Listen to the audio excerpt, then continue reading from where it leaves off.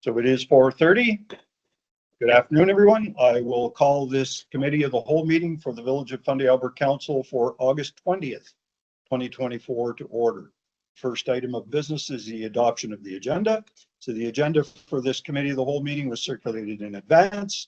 I would propose the addition of item number 8, public comments and statements. That is, as it is not a standard agenda item per our procedural bylaw. This will make the closed session item number 9 and the adjournment item number 10. And there is no closed session matters to discuss this evening, so there won't be anything under item number 9. Do all council members agree to the additions of the proposed agenda items? Yes. If so, I will accept a motion to adopt the agenda as amended. So moved by Councillor Coates, seconded by Councillor Elderhead. Any discussion on the motion? If not, all in favor signify by stating aye. Opposed, if any? The motion's carried. Next item of business is item number 3, which is conflict of interest declarations. Are there any conflicts of interest to declare in relation to today's agenda? There being none, we'll move on to item number 4, which is the consent agenda. And there are no consent agenda items for this afternoon's meeting. Item number 5, we have a number of administrative presentations this afternoon. The first is from Guardian Ecology to present a report. So Mr. Keith McCallum is here. And so Mr. McCallum, if you'd like to have a seat right there, and then you can go through your presentation. So thank you and welcome. Thank you for having me. And because you're an internal presenter, you are not limited to any time specifically. Yeah, any contractors or anything like that, service providers to the municipality, are not limited by the time constraints. Well, thank you again for the time to present an update on the project so far this year. So in terms of status, we're at about 220,000 stems cut so far. Generally, we hit about the mark at the end of the season, so we're a bit ahead of where we normally are, which is great. We've hired a summer student at McDonald's, a high school student, to pursue a career in forestry or a related job. So we're hoping to have him out and doing some native species ID and working with safety techniques will help set him up for that career. He's been a real great help this summer. All the work we have. He's finishing up around the end of August, first of his last day. So as he finishes up and as the algae growth is slow into the fall, we're going to be shifting away from cuttings. We don't have to put as much time to that and more into starting the survey for the rest of the municipality. Given the capacity constraints that we have this season, we'll be focusing first on municipal land. So village offices, roadways, things like that first, just to make sure that those are all surveyed this year. And then after that, depending on how much time we have left, at ecologically sensitive sites. So we have ecologically sensitive wetlands, rivers that are really important for the fish that they bear in the municipality. So we want to know if there's any knotweed threat on those sites. That would be the next priority. In terms of results, we've been seeing some very interesting things this year. Generally speaking, what we expect on a knotweed site over the course of the summer is the knotweed buds will start emerging around the end of March or April, depending on the weather. So that's when we start our treatments. And then we expect to see an increase in the number of stems on the site, which is what we use as our indicator of change. So we track the number of stems on each site. We think the site is reduced stem density to watch the change over time. We expect the number of stems to increase until about the end of June or July, and then taper off for the rest of the summer. But interestingly, this year we've seen a number of sites that have had a peak already, generally speaking, in the middle of May instead of June or July, as we expect, which suggests that we're starting to tip those sites into a different state where the knotweed isn't so dominant, which is really an encouraging sign. So there could be a number of reasons for this. Soil health and the presence of other species are the most likely.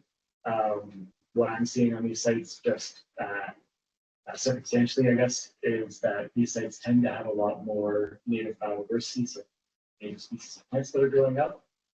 So this fall, again, as we're tapering off the amount of time that we've spent cutting, especially for soil health and species richness for our sites, to try to parse out exactly what's going on, and then that'll help inform treatments for future years. So if, for example, we're seeing a change in soil health on these sites, some soil amendments to the health of soil on other sites, push them into a better ecological state, or if we're seeing a change in species richness, then or seeding some species or livestock that to bring more native species back to the sites. So the cutting, the site assessment work, and survey work is just due this fall should all be wrapped up by about the end of October. So hopefully have the data analyzed and a final report done. Presentation, if you will have me, sometime probably around the 2nd. That's it. I'm happy to take questions. Okay, so I guess we'll go around, see if there are any questions. Councillor Jonah? Councillor Alderton? Great information. Looks like. What do we have? So your next list, do you have a target list that you're going to follow next? Like you said, you were doing the municipality land and. Yeah. So I'm working with staff to come up with as much of a detailed map as possible of what we use for this prioritize. And those will be the first ones that I surveyed. But just going up and down the main roads, boarding and surveying those things will be probably the first step. Yeah. And then, as I said, we'll get as detailed as possible. I really hope to do most of the waterways, but it takes a lot of time. So, yeah. Thank you. Councillor Ward Russell? Thank you for your comments. Questions. So it's important that the residents receive information as well. So your report, there's so many reports and unfortunately just sit on some shelves. So I encourage that, some sort of fact sheet, some sort of, transition that the clients per se, the residents of our area can actually receive. So I encourage that. I'm just curious about future plans. So we know that this is 2024. What do you see 2025 looking like? It depends a lot, honestly, on the results of these soil surveys and specific assessments. From the research and discussion I've done with colleagues who've done similar projects, it takes a long time to kill culvert this way. The reason that we're doing repeated petting instead of other treatments like glyphosate is very common is because the sites that we're dealing with are almost exclusively either within buffer range of salmon spraying streams, or they're on properties with well water. So spraying chemicals is not advised in those situations. But also what we've been seeing is that beyond just trying to control the knotweed, restoring the ecology of these sites is beneficial as well. So if you're approaching the idea of eliminating knotweed from the area from a longer term perspective, then having as functional and native plant community on the sites as possible will help prevent them from back. So for example, if you're comparing, actually these pictures would be helpful. Yeah, the middle top picture there, that's from the DNR land along the gravel path up to the sewage lagoons. Whereas the two on the right are from a site with more complete canopy. So you can see those patches all started at about the same size when we started the project a few years ago now. You see on the right hand side, there's less density of the knotweed stems themselves. So, yeah. Yeah, feel free to move around. So these ones here, these are all the knotweed stems coming up. And you can see this is a lot of creep and buttercup. There's a golden strong site here now. So the density is much less, and there's much more native plant diversity back. Whereas this site, you can see that there are now gaps. This used to just be a big thick stand of 2 meters tall knotweed. But you can see there are more gaps, but it's still mostly just decaying knotweed and not a lot of other stuff to grow back up yet. So like I said, it does take a while, so I expect that we'll still be doing quite a lot of cutting into future years. But seeing a sign like this that you can have more data biodiversity back and start competing with the knotweed suggests to me that that's something we should pursue. So depending on the results from species surveys, as we said, we'll be coming up with recommendations for probably settlements. So I expect those. So there's plans for 2025. Sounds like that there's some work still to be done. As long as the municipality wants me to be doing it, I will keep doing it. Kind of where I was going, because Yeah. we prepare Yeah. ourselves for ask for 2025. Yeah. And to have an understanding of what might be coming as well. Yeah. So focus mainly in Alma, or is there any more focus to come towards, you say municipalities, so Yes. it's large. So Yeah. what is your definition of municipality? But the Alberta is But the Alberta. what I invested, which is why we're sort of, we've got to complete a thorough survey where all the sites are first. Mhm. Assessing the size, so they make it short. I expect it'll be more work than will be easily supported by municipal budgets as well. So I think that if we want to tackle knotweed at the full municipal scale, then my strategy is to start with. Mhm. So, Yeah, I would encourage you to contact the Department of Agriculture as well. Okay. They definitely would have some funds at some point that should support you as well. perfect. Thank you. Councillor Coates. Thank you for your report. It's all over Alberta County, right? There are lots of numbers, yes. We don't have. It's all over. Not just Alma, it could be Lower Coverdale, it could be back in Baltimore, Turtle Creek area. Yeah. Yeah, that's what I understood. Where I've seen it most, and this is just anecdotal, so I haven't done the survey yet. There is a lot in Roma, there's quite a bit in Humboldt Cape, and there's a fair amount down along the 114 between Humboldt and Cape, or between Alberta and Keep up the good work. Councillor Land. Thank you for your report. A lot of good information on it. Glad you're going to do some surveying to see what's in the whole area. Right. Because it is rapid everywhere. So everywhere's it's just getting bigger and bigger. So, yeah, I'll be smart. Thanks. Deputy Mayor Arrow. Yep, thanks Keith for all the work that you've been doing in Alma.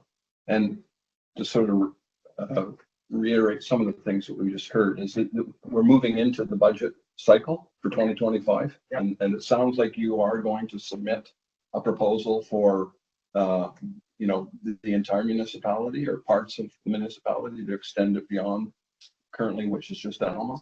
So I look forward to seeing that. And I think that it's timely. But that would be my plan. Good. Just to scale it. Great, thank you. And just to kind of build on what Deputy Mayor Arrow was saying is that our budget cycle has started. So the sooner you get that request in, the better. So it can be incorporated and or considered during the budget deliberation process. As far as knotweed is concerned, I've heard that even if you cut it at the wrong time of year, it could be problematic. Is that so? Like, is there a part of the plant that's above ground that could create problems? I've thought that it was, they call them rhizomes that are underground. Those are the problem pieces. But if there's any part of the plant once it flowers, is that the problem or? In my experience, so my experience differs a little bit from some of the best practice documents out there. A lot of those just defer to saying, don't cut it, don't mow it, only spray it with glyphosate, which doesn't work again for most of our sites. The reason they do that is because the rhizomes, as you say, are not always well differentiated from the stems. So if you look at the base of the knotweed, it's kind of a gradient between where the stem is and where the rhizome is. All of the plant has the potential to reroot and grow again. So if you chop a stem of knotweed and immediately stick it into some wet soil, that's likely to reroot. So the stem can regrow. And that can be a problem for things like development. If you have the backhoe that comes in and is moving a large mass of soil around that has knotweed growing on it, then the stem's being reincorporated into soil. Generally speaking, though, it is the risings that are the big concern. So for sites like along the brook, we've got banks that are covered in knotweed. Every time there's a big flood, there's the potential for those rising roots to break, and then for those fragments to go further down the stream, bury and starting to melt. As far as time of year, I haven't seen anything in my own experience to suggest that certain times of year are better or worse. I find that the consistency of being on the site is what's important. So if you do run into a situation where something's kind of reroute, you're able to treat it more quickly. So for example, on certain sites where we are determining that it's safe to do so, we'll try to get rising over the ground. So after you chop it for a while, the risings tend to get weaker, they hold this less well. So you take the risings right out of the ground, which will help prevent them from growing. If you're not careful when you do that, they can regrow, and they can regrow without any contact in the soil. Take a big chunk of rising out, put it on a picnic table, and start growing shoots to try to keep growing. It's a resilient plant. But if we're on the site all the time, then that's where we can monitor things like that. Make sure that. So one of the reasons why I asked that question is typically residents in municipalities will look to our public works to do some ditching and or do some cleaning and mowing of ditches. And if that's a problem, if we're using mowers and all we're doing is spreading the plant even further, then that's not advisable. So there might be an opportunity as part of your proposal to do some education with our public works employees. Sure, I'm happy to go into my to show them how to do Right. it. Okay, no, that's all the questions I have, and thank you very much for your presentation and for all the work that you do. It's very much appreciated. If anyone else comes up with any questions after, more responsibility. Also, yeah. Thank you very much. All right, thank you.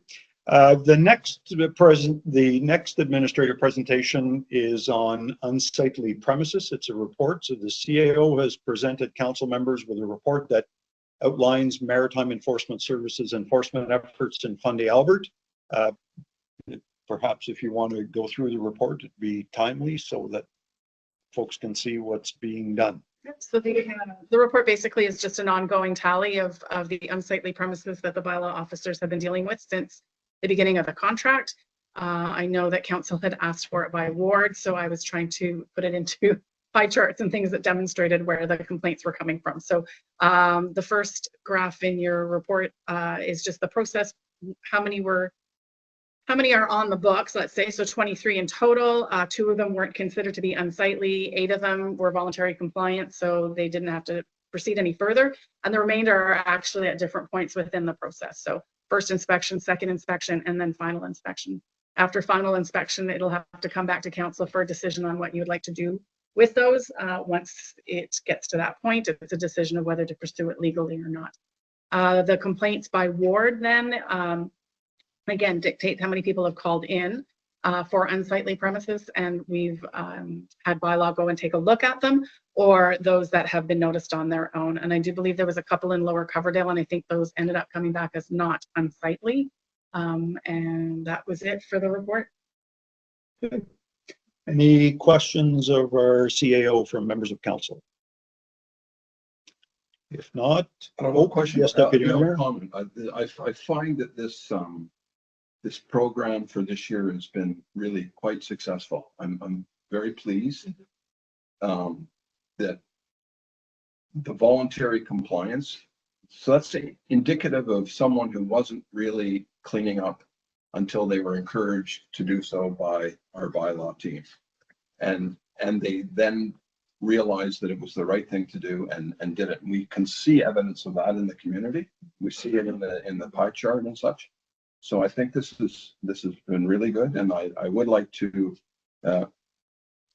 ask you to thank the bylaw enforcement. I can't remember his name. He's been here before. Derek, I think he's doing a very good job, and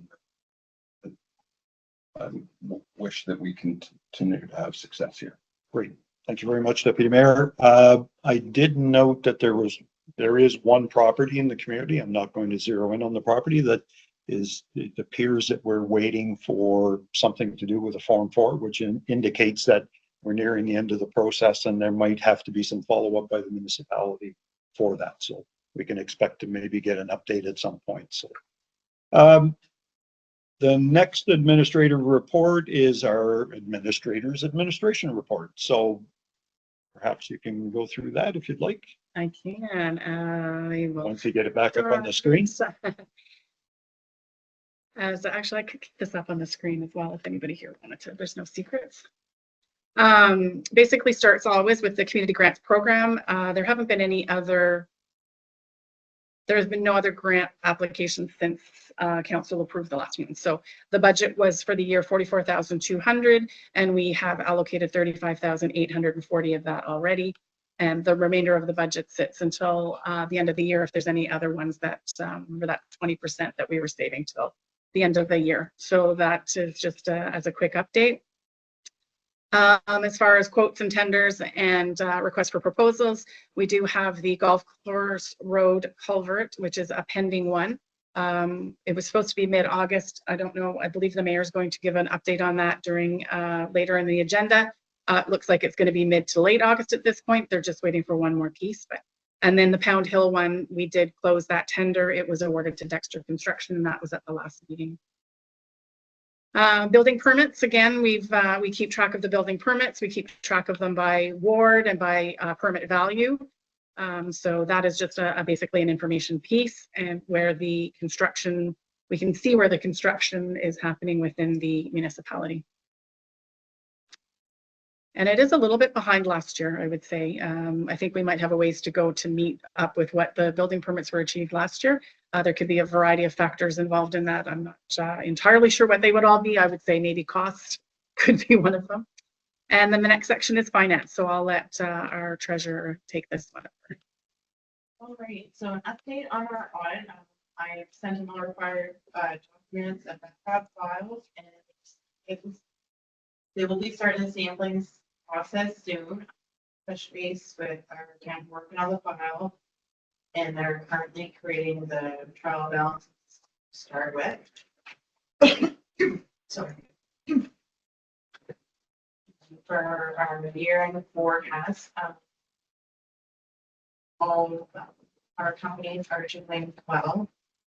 There's a couple minor things that I've noticed that are starting to get closer to going over budget, but we are continuing to monitor. Some keynotes for Plan 360. We've already surpassed our annual budget, so everything now is more.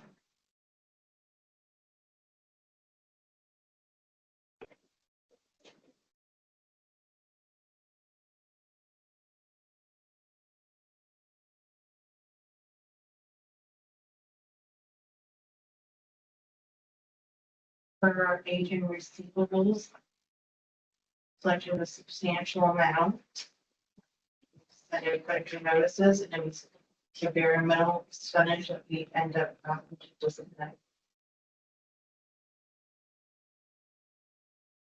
And we've also, for our general operating, we've been working with all the changing and have made arrangements. For our 2025 budget, I have drafted a new spreadsheet, and our directors are working collectively to fill in our expenses and any anticipated projects for 2020.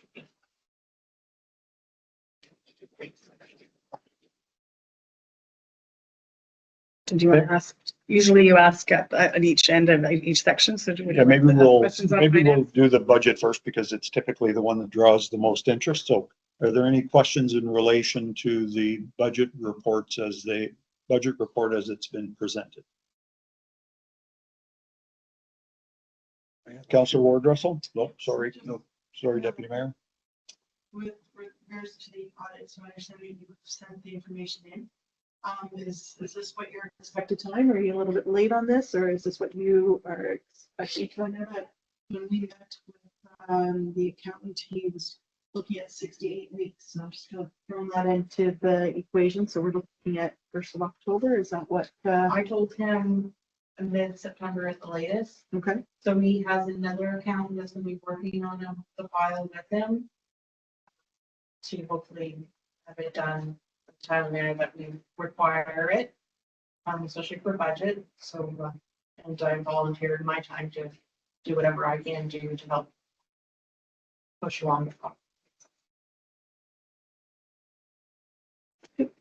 Okay, thank you, Councillor, Deputy Mayor. Yeah, so if I could go up, because I wasn't sure how we were going to do this. I had questions from the beginning on some of the stuff.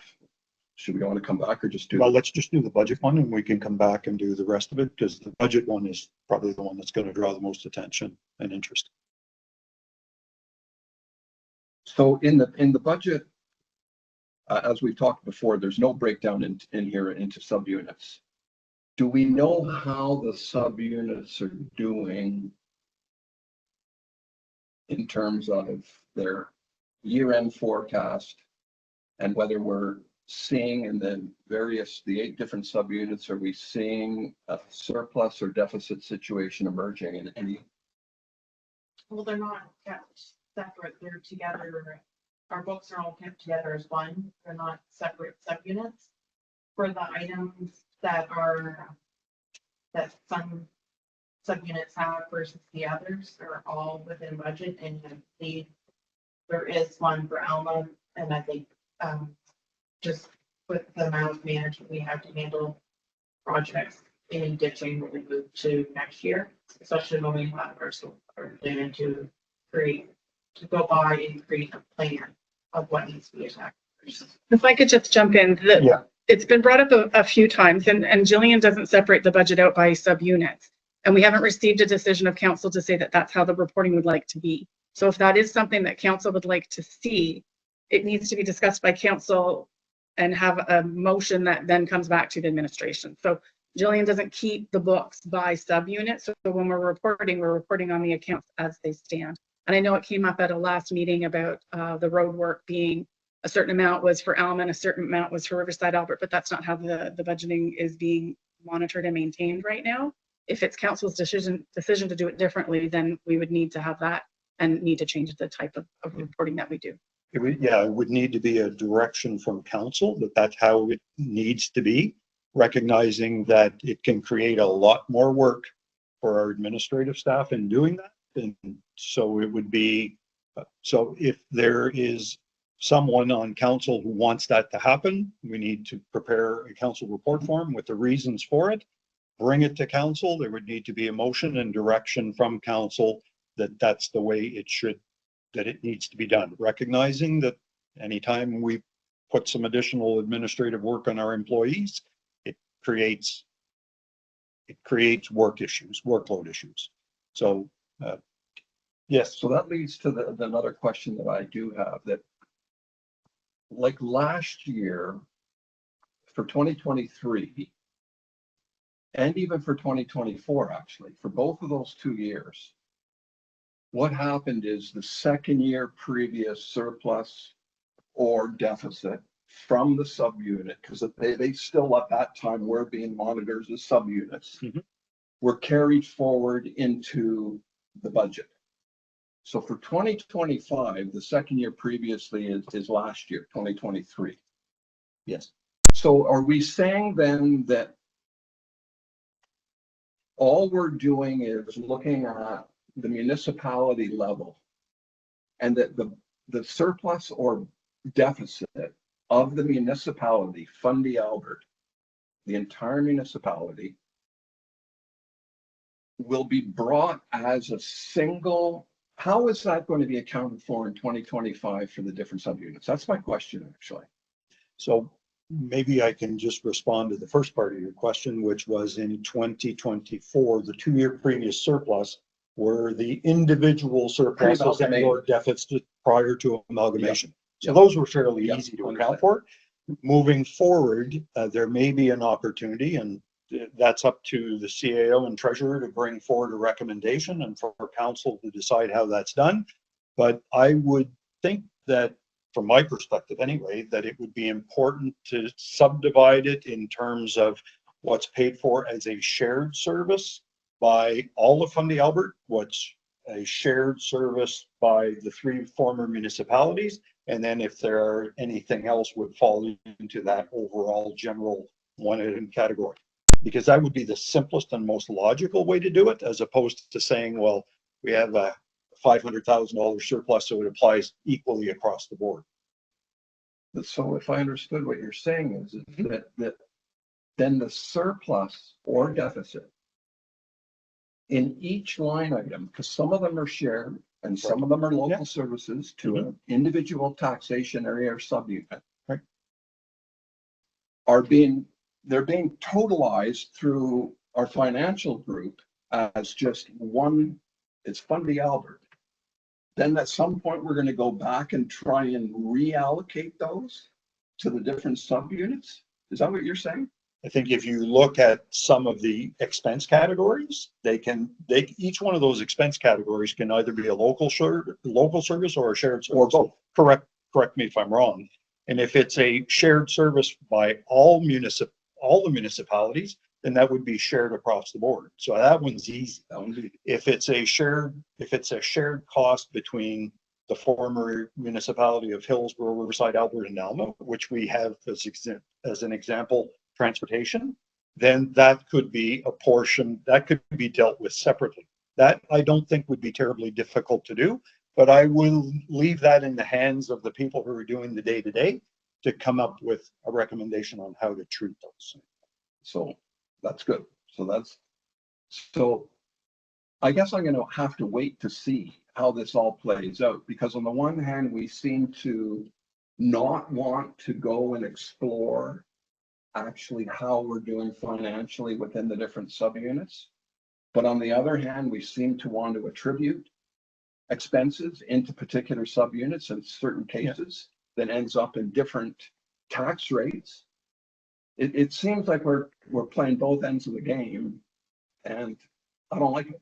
Yeah, and that's a fair comment, Deputy Mayor. And at the end of the day, it'll be a recommendation from council, and or if you want to see things done by subunits, recognizing that if you start dividing all the budgets by 8 and separate all those out, that creates a tremendous amount of work for what benefit, right? So if you're trying to show how much people contribute in each different subunit versus what the overall costs are going to be, there's a huge cost associated with doing that work.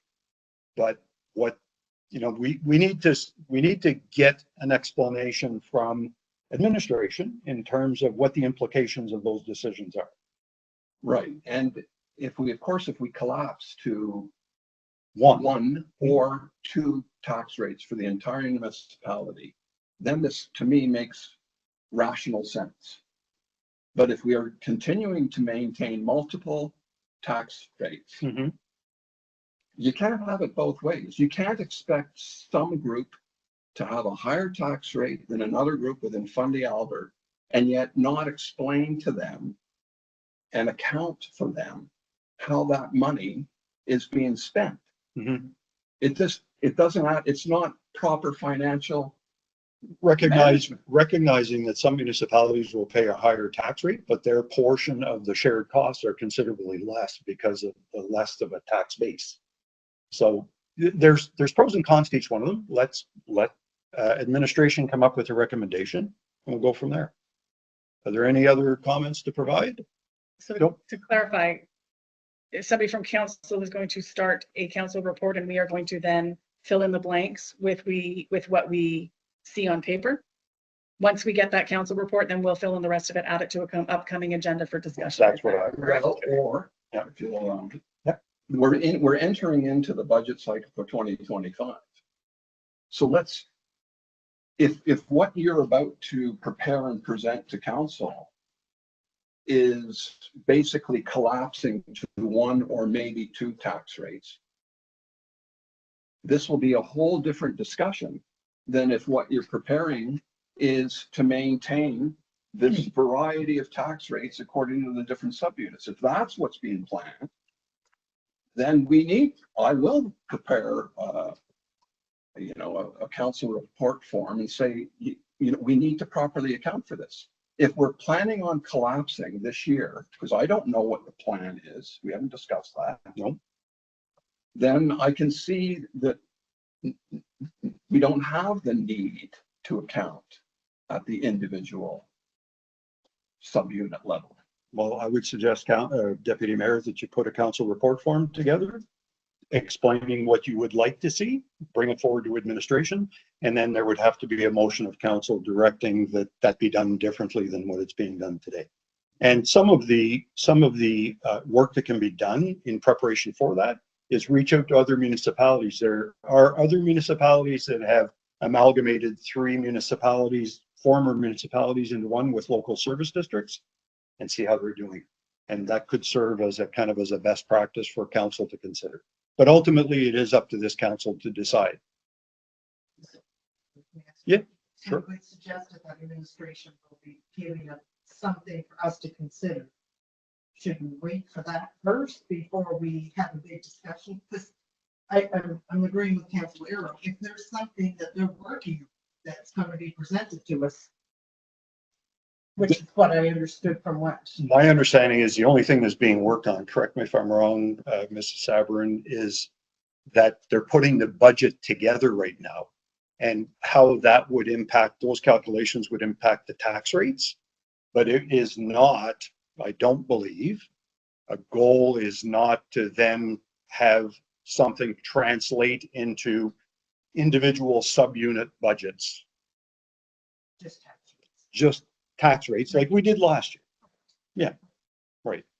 The way it was explained, it was that there was a suggestion coming forward from the administration about doing it a bit differently this year. That's the way I understood. No, it would be if Deputy Mayor Arrow wants it done differently than what it's being done now, put a council report form together, then that would go to administration for them to comment in terms of what's being done in other areas and what the impacts would be on the administration to provide that level of detail. Yeah. And I would probably suggest we do that sooner than later because we're going to be getting into the throes of those discussions fairly quickly. I have another question. Just to understand where stuff is recorded. So the recent land sale, which would be revenue, It wouldn't have been reported here. would it not have been under your estimate? Or is it just too new? And if it was to be recorded, which line would that be on? Which, you have there's maybe 15 different, local taxes, sales of service and such. Where would a land sale or any disposition of an asset actually go? Usually, it doesn't end up in our general operating, usually in the past, when we've sold trucks, it lands in our capital account, which basically just is our capital funds. Our assets. But it's definitely something I'm looking into right now. It's been completed, it's posted, I'm reviewing how it should be handled with helps with other accounts. So it would impact the balance sheet. It wouldn't impact operation statement of revenue and expenses. Okay, the last question I have, it's not on here, and I'm not sure if you're able to do this, but I was wondering that there's a number of positions that we funded on the staffing side that we haven't filled for this year. And it got me thinking about, and we've had some employees leave and we have not yet staffed those and such. Do we have a sense of our overall human resources costs versus the budget for 2024, how that picture's looking? Do we have any sense of that? We do internally. We have a spreadsheet that we work off of, but I'll let you answer.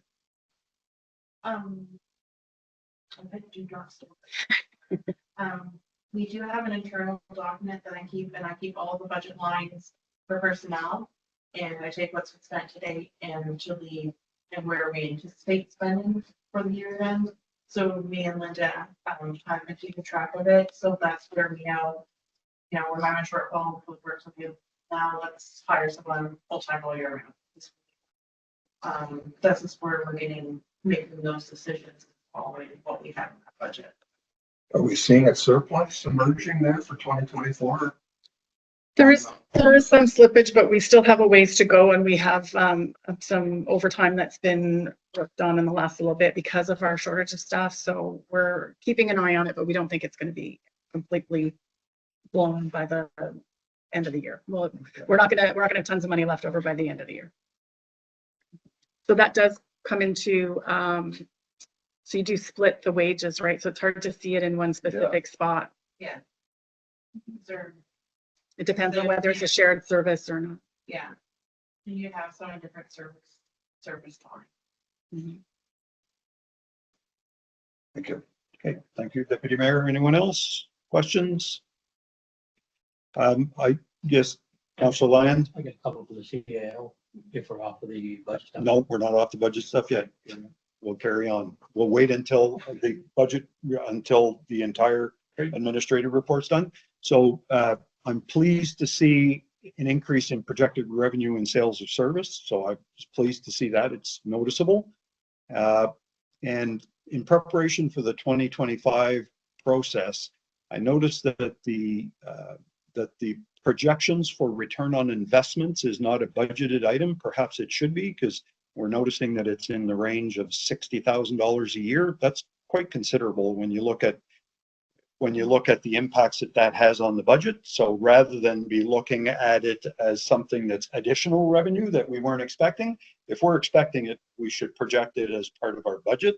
So we're clear that that is part of the budget and it will impact the tax rate. The Alma utility conditional transfers, RDC grants, what exactly is that? So that would be. Is that part of the Alma phase 1 and phase 2 water exploration? Okay, no, that's fair. And I'm pleased to see the great progress in relation to receivables. That's great work by you and your team. It's very noticeable. The programs and hours, from what I've seen, well, I'll wait. My last comment is in relation to the overall. So go ahead. Oops, sorry. We're asking questions about the utility now. Yeah, it's all part of the budget. Yeah. So we just want to clarify, because it looks like we're at a minus 109,000 and Riverside Health. But I think it's just because the expense is in there for the capital equipment. It's just more or less like I'm waiting on. There's an RDC claim that's like an estimate that's to come through. So once the RDC claims come through, then we'll be back in the green. Right. Yeah. Just at a first glance, if somebody didn't know we were waiting for something, it looks really bad. Yeah. That's all. Yeah. Thank you. Okay. Thank you. Go ahead. Sorry. Also, the next question, next section belongs to Kim. Okay, some of the highlights in your report, the Trans-Canada Trails, Hillsborough segment, interpretive signage and messages along the trail has been complete. Thank you so much to the volunteers who spent the time installing these signs. Working on a similar project of interpretive signage from the Crooked Creek Trail, which I did receive approved just this afternoon. Lovely. So we're going to fine tune that. It's going to be very similar to those two, like with the map and then kind of pamphlet style for Crooked Creek. The application for the Rising Community Innovation Grant was denied. I believe I told you at the last council meeting that New Brunswick or NB Power's request for expression of interest for the DC fast charging sites that Riverside, Alberta, and Hillsborough were both denied. However, we will hear more next year for Alma.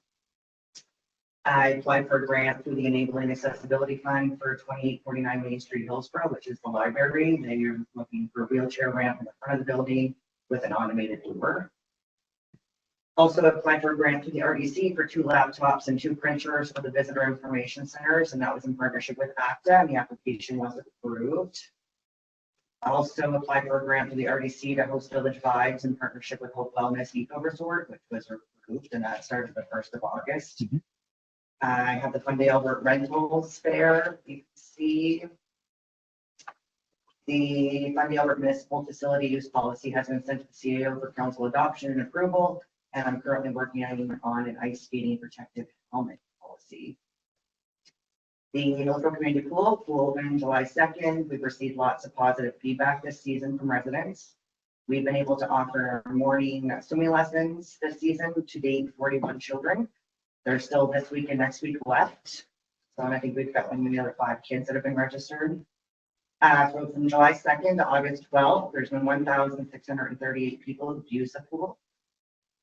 This season, we have 1 full-time lifeguard, 2 part-time lifeguards, 2 junior lifeguards, which means they're 1 course away from becoming a certified lifeguard. And we also have the pool coordinator who looks after the registrations for swimming lessons and collects the money from swims every day. The pool currently is open 6 days a week, Tuesday to Sunday, with lots of swim times being offered up until 8 p.m. at night. During the week and open on the weekends to 5:30. And the last day for the pool is Friday, August 30th. The Visitor Information Center in Hillsborough, the VIC opened this season June 26th, 5 days a week up until July 10th, and it was open 7 days a week, 10 to 6. And to date, we have 2 employees that rotate the days, and we've had 875 visitors to the Hillsborough VIC. The Visitor Information Center, in partnership with Friends of Funday and Alma, the hours of operation there are Thursday to Monday, 10 to 6. And they're operating with 1 employee, and to date, there have been 375 visitors to this VIC. The Elm Activity Center, the installation of cloud-hosted access control system for the doors is underway. These will be controlled electronically rather than handing out keys. However, the key option is still usable if needed. I did provide you a report, and from Steve's House Museum, I'll just hit the highlights.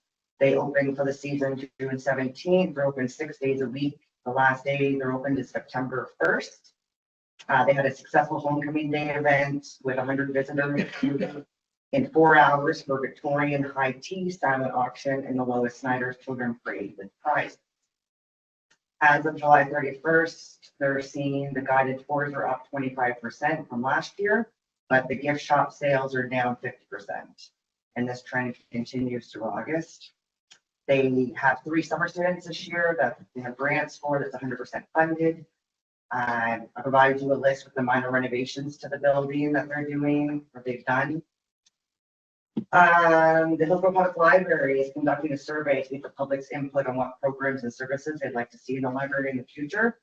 If you could take the survey online, or you can also visit the library for a paper copy, and the deadline to complete the survey is Friday, August 30th. The banner program we'd like to install the veteran banners by I think it's October 31st. It's a tentative date, depending on the weather. And then we brought down the end of where am I talking about? This is November. Remembrance Day. End of November versus December, sorry. And then install the Christmas lights in Elma and Hillsborough and remove those banners. That will be taking place the 1st of December. We had a meeting today, and I would like to see in the budget Christmas lights for former village of Riverside, Alberta as well. And then we remove the Christmas lights and install the February Frolic banners approximately the 1st week of January, and then remove the February Frolic banners and install a mixture of Funday Alberta banners and Canada Day banners the 1st of March. The February Frolic banners are cost shared between Friends of Funday and the village.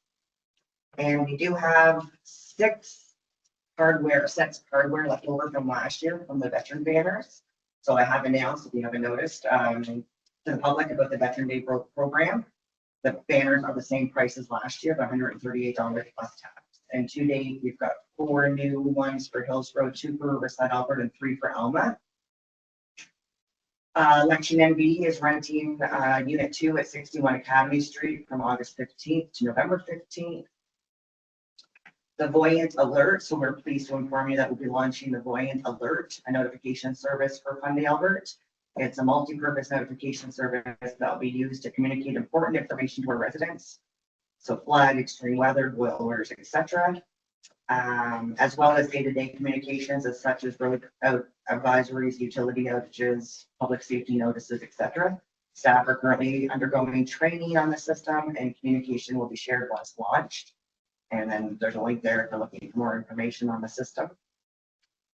Quest Canada announced a call for expression of interest seeking 14 pilot municipalities. I did submit a proposal to Quest Canada to conduct a community energy and emission plan. sometimes it's called a climate action plan or climate and energy plan or greenhouse gas reduction plan. It's a document that outlines in detail how community intends to reduce greenhouse gas emissions in accordance with provincial, national, international targets. I did send you all a link. The community workshop is being arranged for October 10th in Riverside, Albert. I did share some community events with you. The Artisan Farmers Market takes place every Sunday in Riverside, Albert from 11 to 3. The Old Church Farmers Market in Hillsborough is from 9 to 2. Every Saturday, the Village Vibes is Saturday night from 6 to 9 at East Park. The Albert County Museum is having an outdoor concert that takes place on August 24th as well from 1 to 4. And all proceeds support the restoration work required on the county courthouse. The August 24th, 25th, and 31st, and September 1st, Main Street Music in Alma, brought to you by Friends of Fun Day from 12 to 2.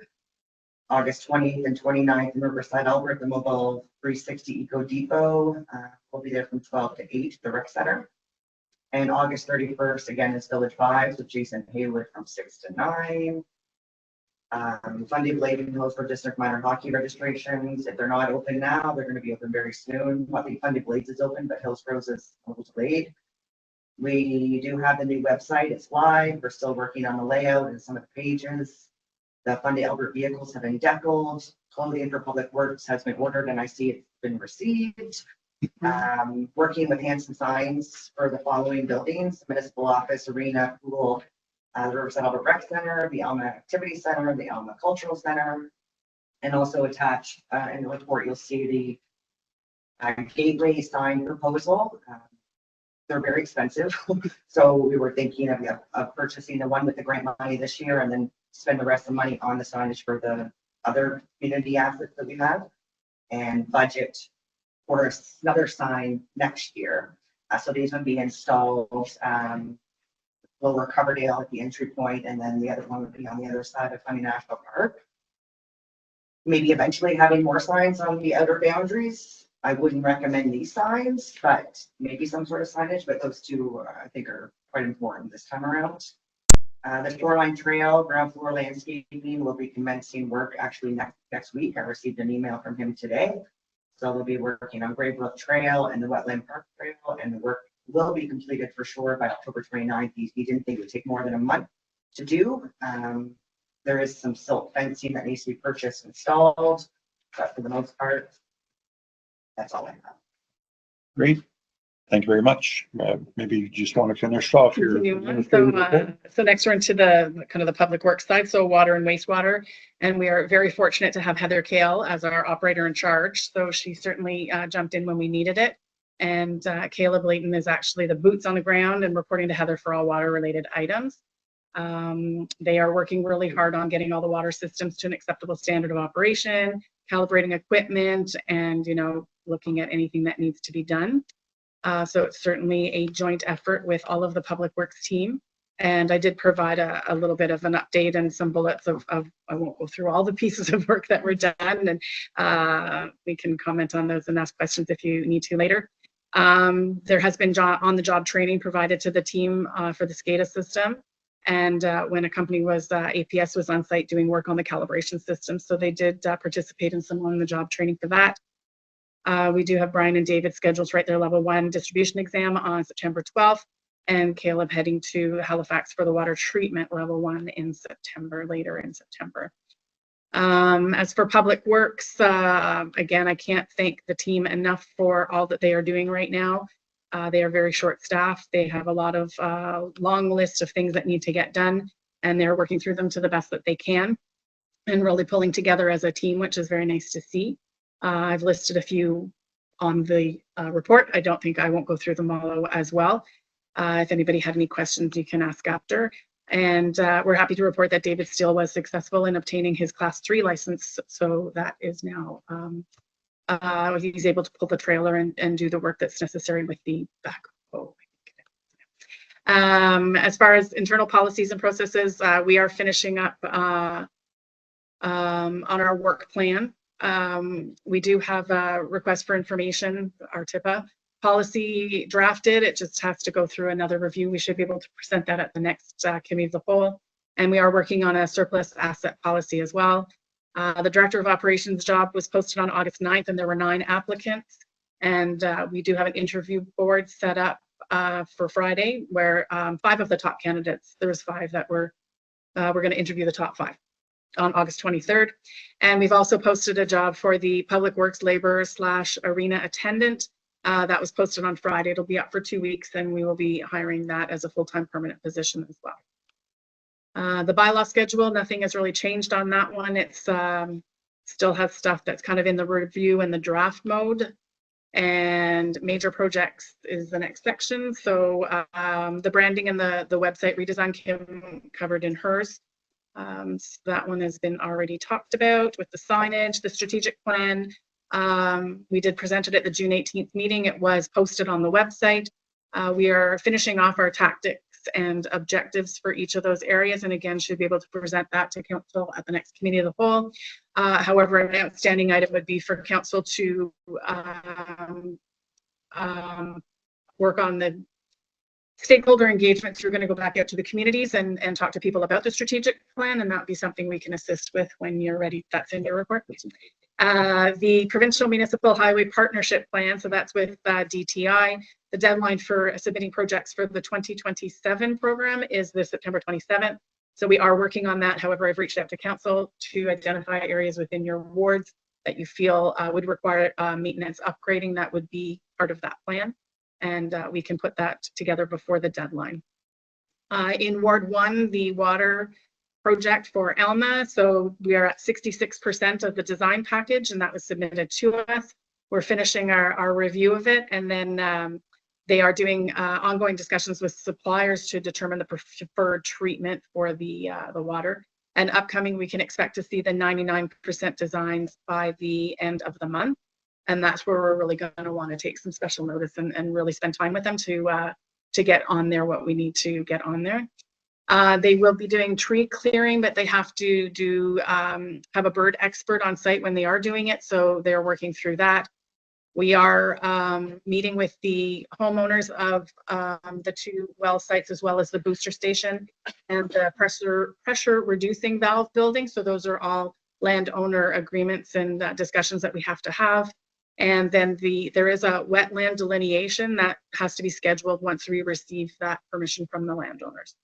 I did include in there where we stand on the budget for that project, again, with not a lot of heavy construction started and certainly still in the planning stage, but we can see where the dollars have been spent. Also in Alma is the stormwater management proposal. So that was a project that we were to look at all of the stormwater management in Alma, and they've started that work. They did an on-site consultation, and we should have a report by the end of next week that will help to populate our discussions in budget time. And DTI has confirmed that the paving of Route 915, Mary's Point, and Harvey Cross Road in Ward 1 are all complete. And I believe that was chip seal paving. The Riverside Albert upgrades for the water treatment plant. As we know, that project has been awarded, and we're just waiting for the project to actually start.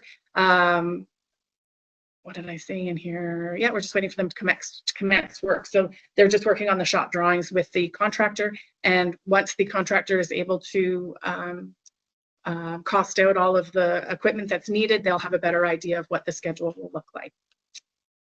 DTI Paving has confirmed that Caledonia Road was completed on August 14th, and Forestdale is scheduled for next week. Equipment and weather pending. And as I mentioned, the other ones were all done. That was all part of their chip sealing for this time of year.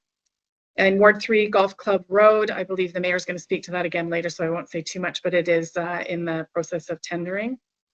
Ward 4, the Hillsborough water exploration. So the project needs to be registered under the EIA regulation, and we're waiting for approval of that.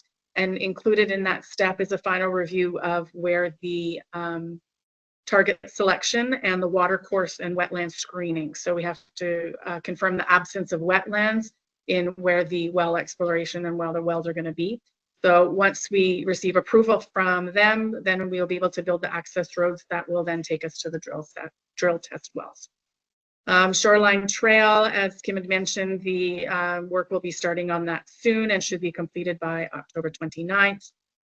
There are no updates currently on Gray Brook at the Route 114 and Pound Hill at Route 114. At our meeting on August 13th, Council approved the awarding of the tender to Dexter Construction, and work will commence on that and should be completed before the end of the fall. And there are no other updates as far as major projects. And that completes the administration report. Great, thank you very much, Linda. I guess we can go around the table now to see if any comments or questions. Deputy Mayor, I believe you've had some. Yeah, I have a couple. Thank you, Michelle. First question I have, it goes right back to the beginning about community grants program. One of the things I was doing this morning as I was preparing was looking at the grants policy, the new grants policy. And I noticed in there's actually deadlines, one of which is in like a week. That would be the deadline for applicants for a recurring grant. I don't know if we've received the applications that we'd expect to receive already. We haven't received any to date. The notice did go out reminding it was posted. We maybe should send another one out as another reminder. Okay, so we are basically beating the bushes and reminding people, because there's the other deadline was the September 30th. Yeah. Okay. The other question I had is, I see in the bar chart that there were 18 in-kind grants that were approved. Mm-hmm. And I believe that basically that's within your purview to do that. And there's a link though between in-kind that involves municipal resources of our asset. I don't think it's meant to be necessarily our buildings, but our people and our equipment. They require the triggering of the other policy, that's the use of municipal resources for third parties, and that requires you to inform council at the next regular council meeting that that's been done. Just it's an awareness thing. Are any of these rising to that level that it triggers that policy that we will get a report? I'd have to go back. I can create if you'd like for the next meeting, I can create a report of the 18. Yeah. The next one is just in terms of the budget 2025. Do we know when we're going to sort of begin the council deliberations and the public meetings that we never really did have last year, that we should have had last year? What's the cycle for us that we're imagining for this year, since it was really didn't go the way it should have last year, as you know? I'll let our treasurer and the CAO speak, but from my perspective, one of the triggers for that is, of course, is the audited financials. We need to have those figures. But then the other things that can be happening prior to that occurring is the meetings that were referenced where the various departments, whether it be public works, whether it be the volunteer fire departments, they should be outlining what their requirements are so that those can be discussed. And I take my experience from when I was with the police department in Moncton is each department would appear before council and present their budget. Not necessarily to happen here. It can be done by administration where we have the opportunity to ask questions. Eventually, what I would like to see is the budget proposal be brought to the public so that they can see, so that it's transparent. That didn't happen last year because we were probably in January before we get the budget approved. But the trigger, one of the trigger points for this is the audited financial statements, because we need that and the information from the province in terms of what our tax base is going to be for next year, so that we can start compiling all that information. That can happen. A lot of that can happen in the absence of that information, but it is crucial, and I would agree that it needs to happen well before October, November. So I'll let, maybe I'll ask our treasurer to speak. You basically said everything. Now, basically, usually around September, first part of October. And the province regarding expenses. So the process me and my fellow directors are taking at this time is we're looking at just expenses. We're not worrying about revenue this time, looking at what's really required, what we'd like to see, and what capital projects need to be completed next year that we can't get through grant funding. So that's our goal, is to get that list completed, add in what we get from the province, and then once they give us the new templates for next year, then we'll be ready to present to council. Okay. I just have a few more questions. Next one was about the bylaw schedule. I think that there's certainly the bylaw that I'm involved with, which is as the chairperson of the water and sewer bylaw consolidation. I think we do need to push that out, that the review and draft is not going to happen until at least the end of this year. So I would move that out. The other one that I noticed in there that I wondered about was it's referred to as the municipal plan, but really we know that that is the Fundy Albert Rural Plan. And clearly the timeline that's there is no longer accurate or correct, reflecting the latest information. But it led me to wonder, I think we agreed at the last regular council meeting earlier this month that we were going to move towards creating an ad hoc committee. Is that going to happen at the next regular council? Yes. That's the plan. Next one was just that I see about the signage involving Hanson Signs. I was wondering, I had never seen a tender for that. Was that the requirement for these signs? Did we go to a competitive process for that, or? I contacted 3 companies for quotes. Yeah, the price was below the tender amount. We didn't have to put it up to 10. Okay, but there was a competitive process there. Very good. And the last one is on the provincial municipal highway partnership project. I understand that the council or the councillors are being asked. One of the things I would like to see is, has Public Works made any recommendations that they can share with council? I would be curious to see what our Public Works people, our team are seeing, because they're driving these roads all the time, just like we all are, but they're probably doing it even more. So I'm curious to see what they're seeing, and then I would offer additional insights in time for the deadline. Yeah, we've had some internal conversations on that. As you know, Public Works is a very small group at the moment, but we can certainly have that conversation and agree that they are out there and they know. We do have work that we were looking at doing this year as well. I mean, there's a list, so we will review that list with them, and I can refer that back to you. Yeah, thank you. Great, thank you. Anyone else? Councilor Land? I have a couple of questions on the tenders. The Pound Hill tender was awarded to Dexter. Is there a timeline when they start? Has there been conversation on a date? No, I don't know exactly when it's going to start. It comes down to when Dexter can fit that into their schedule, but it needs to be done this year. It's going to be done this year. And second of all, please, it's the golf course tender. That's not in yet. We're supposed to do it in the middle of August. I will be updated. Okay. Well, I can do it now if you'd like. That's fine. You can update it then. I'm just, Okay. it's a timeline, because everything in the system, when you start in the spring, everybody's got time. Yeah. Construction of houses, municipal work, construction work. When it gets into August, September, everybody's booked, and up goes the rates. We don't want to be in this situation next year, for sure. That was my biggest concern.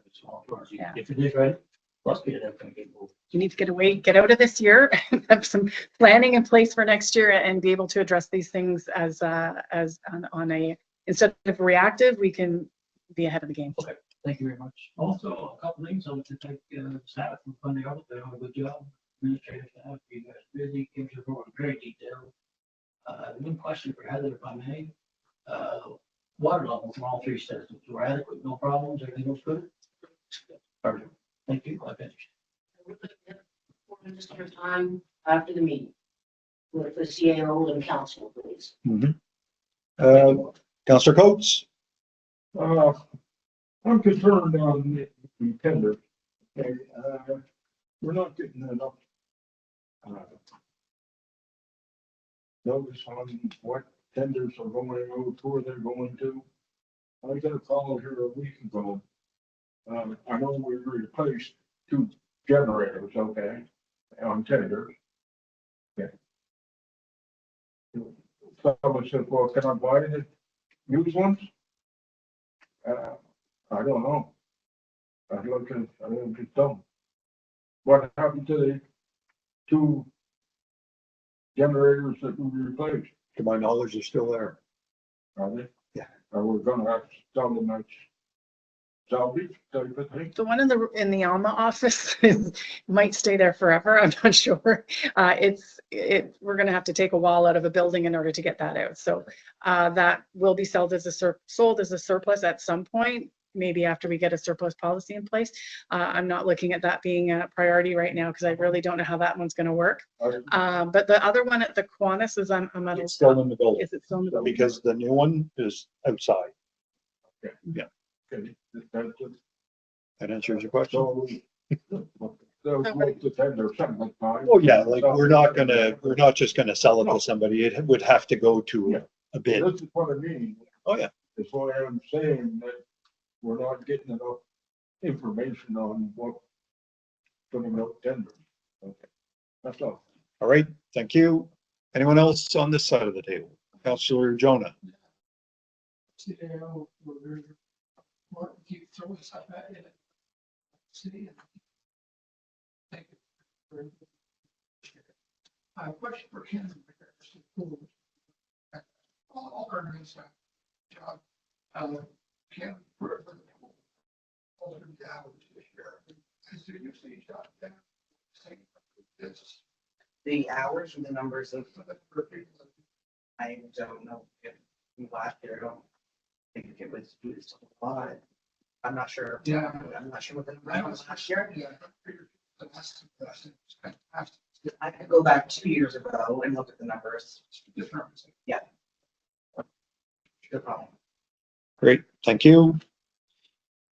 Just to add to what Councilor Jones was saying, it's we're with pool this year, so maybe time to do your statistics after this year and not go back a couple of years and just a suggestion. Want to say thank you to staff. I know there's been a lot of change happening and I know Public Works has cleaned up a lot of small little tasks around Fundy Albert. I think they've been cleaned up, so I know they're getting some things off their list. So just wanted to say thank you. The reports are very detailed. We're getting a lot of information. I don't think I'm stepping out of line when I say we are still processing this change with Fundy Albert.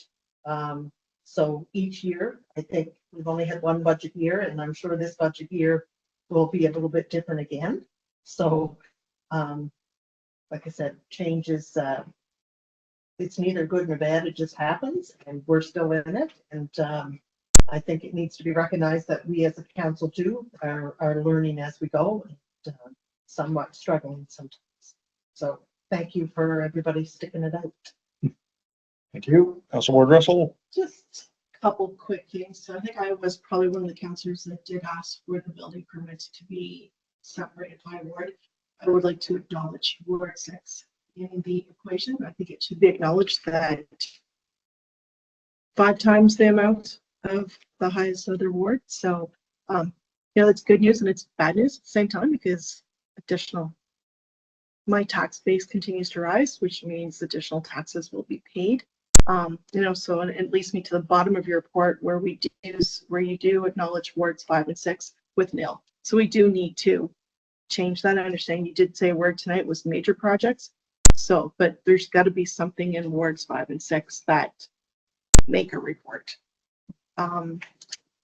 We do. Any suggestions in terms of what could be on that? Well, I know that I did request there's a play park that the municipal or that has been asked for us to look into. So I do consider that a major project that will take some time to negotiate and look into. So I would hope that communication on that in the near future would start. So that could be an item that could be added to Ward 6. On that one, then I'll suggest that if you would create a council report that we could then complete our side of and bring it to a future agenda up for discussion on what it is that entails. Is it that we have to purchase the park, the land? Do we just Well, public we works? haven't received a request from Right. them yet, have we?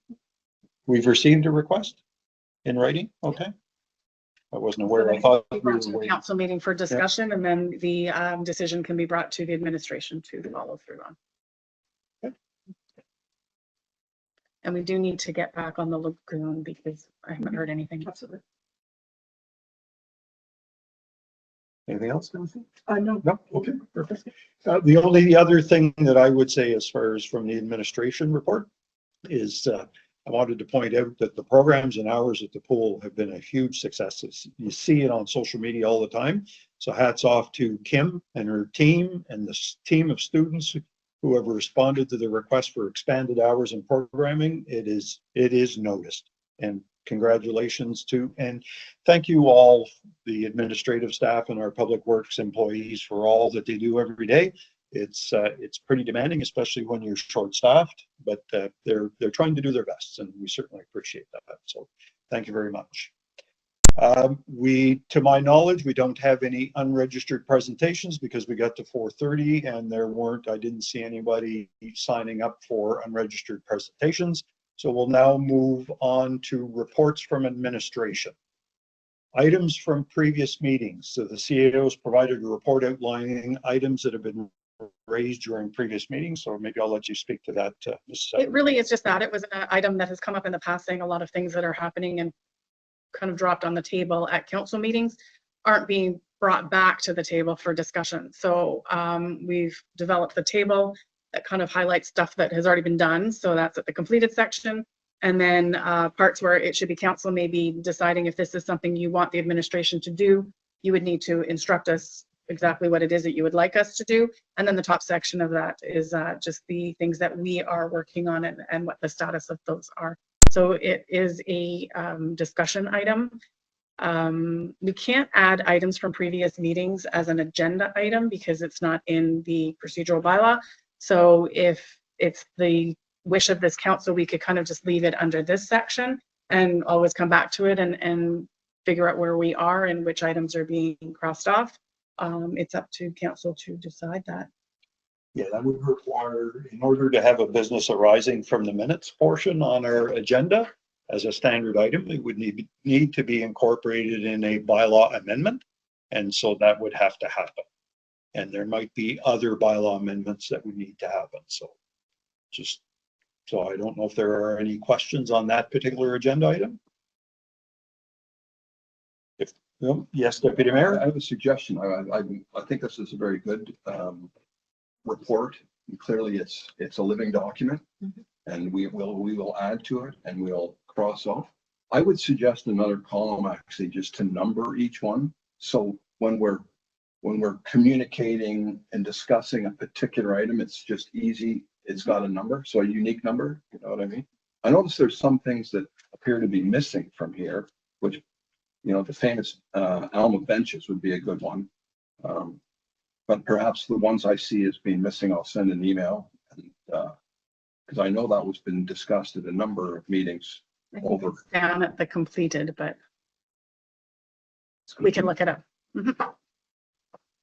Shouldn't be completed, I don't think. Anyways, It might have been my wishful thinking at the time of writing the report. The benches were supposed to be done, and I noticed yesterday that they were not. So it's possible. thank you. All right, thank you. Anyone else?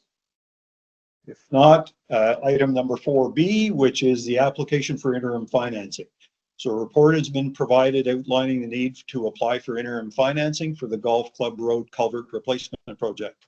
A request is to be submitted to the Municipal Capital Borrowing Board for interim financing in the amount of $711,206, which will need a resolution at the September regular meeting. Interim financing is required to allow the culvert replacement project to proceed, allowing us to pay invoices as they come in and then submit them to the province for reimbursement. So that will be a motion that will be brought forward. I don't know if there are any questions by members of council in relation to that. Yes, Council Land? Can the 10-year vote before we have the resolution? Yes, Thank you. and I'll talk to the other project after. But anyone else? The only question I had Yes. is the The amount of 711,206, does that include the engineering fees from Englobe? I believe it does, but I'll defer to our treasurer because that number was provided by the treasurer. I remember looking. at It's it. probably the net HST amount of the entire project. I included over the full amount. That's what we spent per Okay. Perhaps I'll say my question actually a little bit differently than that, because this is what really I'm trying to get at is it seems like the full amount or almost the entire amount is being paid for by Public Safety Canada. Public Safety Canada, which is great. Does that include Engineer? Yeah. Yes. Okay. So the cost to the municipality is way to go. Zero. Very good. Yeah. Thank you. Okay, that it? All right. Item number 4C, Hygiene Machine Inc., Hillsborough Facility Water and Wastewater Requirements. So a report has been circulated where our Chief Administrative Officer is asking for direction to enter into an MOU with Hygiene Machine Inc. for the use of municipal water and wastewater. So I'll perhaps provide our CAO an opportunity to speak to that. So again, basically there's the bank here in Hillsborough has been purchased and the purchaser is wishing to put in a commercial laundromat. We have been working with them as well as our people at Englobe to come up with some sort of an agreement on what would be the best thing to do here. We were concerned with water usage. We were concerned with the wastewater. You don't want a whole bunch of clean water going into the lagoon and upsetting the balance of that. So Englobe has provided us with a report of a memorandum of understanding that highlights and identifies the areas of responsibility for both the municipality and with the Hygiene Machine Inc. so that we understand what the project is now, what the business looks like now, and what it could possibly look like in the future. So we have those safeguards built in that if anything is expanding, that we are staying on top of it and making sure that it's not going to adversely affect the municipality's water and wastewater. So the report in front of you is that agreement. And in order for me to enter into discussions with the company, I need council's permission in order to entertain the idea of an MOU. And it is the first part of the process. And once both parties agree, it will be to seek legal advice in order to get a formalized agreement in place. Are there any questions of our Chief Administrative Officer on that potential for MOU? Yes, Deputy Mayor. So this is a subject somewhat dear to my heart now as being the chair of the water and wastewater consolidation, bylaw consolidation, because this kind of thing normally is addressed by the bylaw. And I think what it is perhaps the Hillsborough water and sewer bylaw is not to the detail that's necessary to properly regulate this activity. And so I understand that the need for this now. In the future, I don't think we would need this kind of thing. It would probably be dealt with by the bylaw itself in terms of the effluent going into the water and wastewater system, the billing criteria. I think all of this stuff will normally be covered. The one thing that stuck out to me, though, on this that I believe needs to be changed is the proposed billing is to be 4 units. And also that this includes the water usage of 4,018.18 liters per day. And the work that we're doing on the bylaw consolidation committee, we've been studying, what a baseline unit really is meaning. And a baseline unit is normally a single family dwelling. That's the so-called 1 unit. That's the baseline of which everything is measured against. And through our research, we determined that the average single family dwelling in Canada has between 2.4 and 2.5 persons.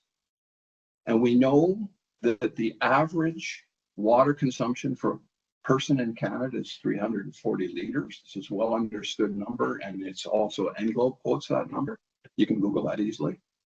And so if you multiply 340 per person per day times 2.5 people per household, you get 850 liters a day is the baseline unit for a single family dwelling.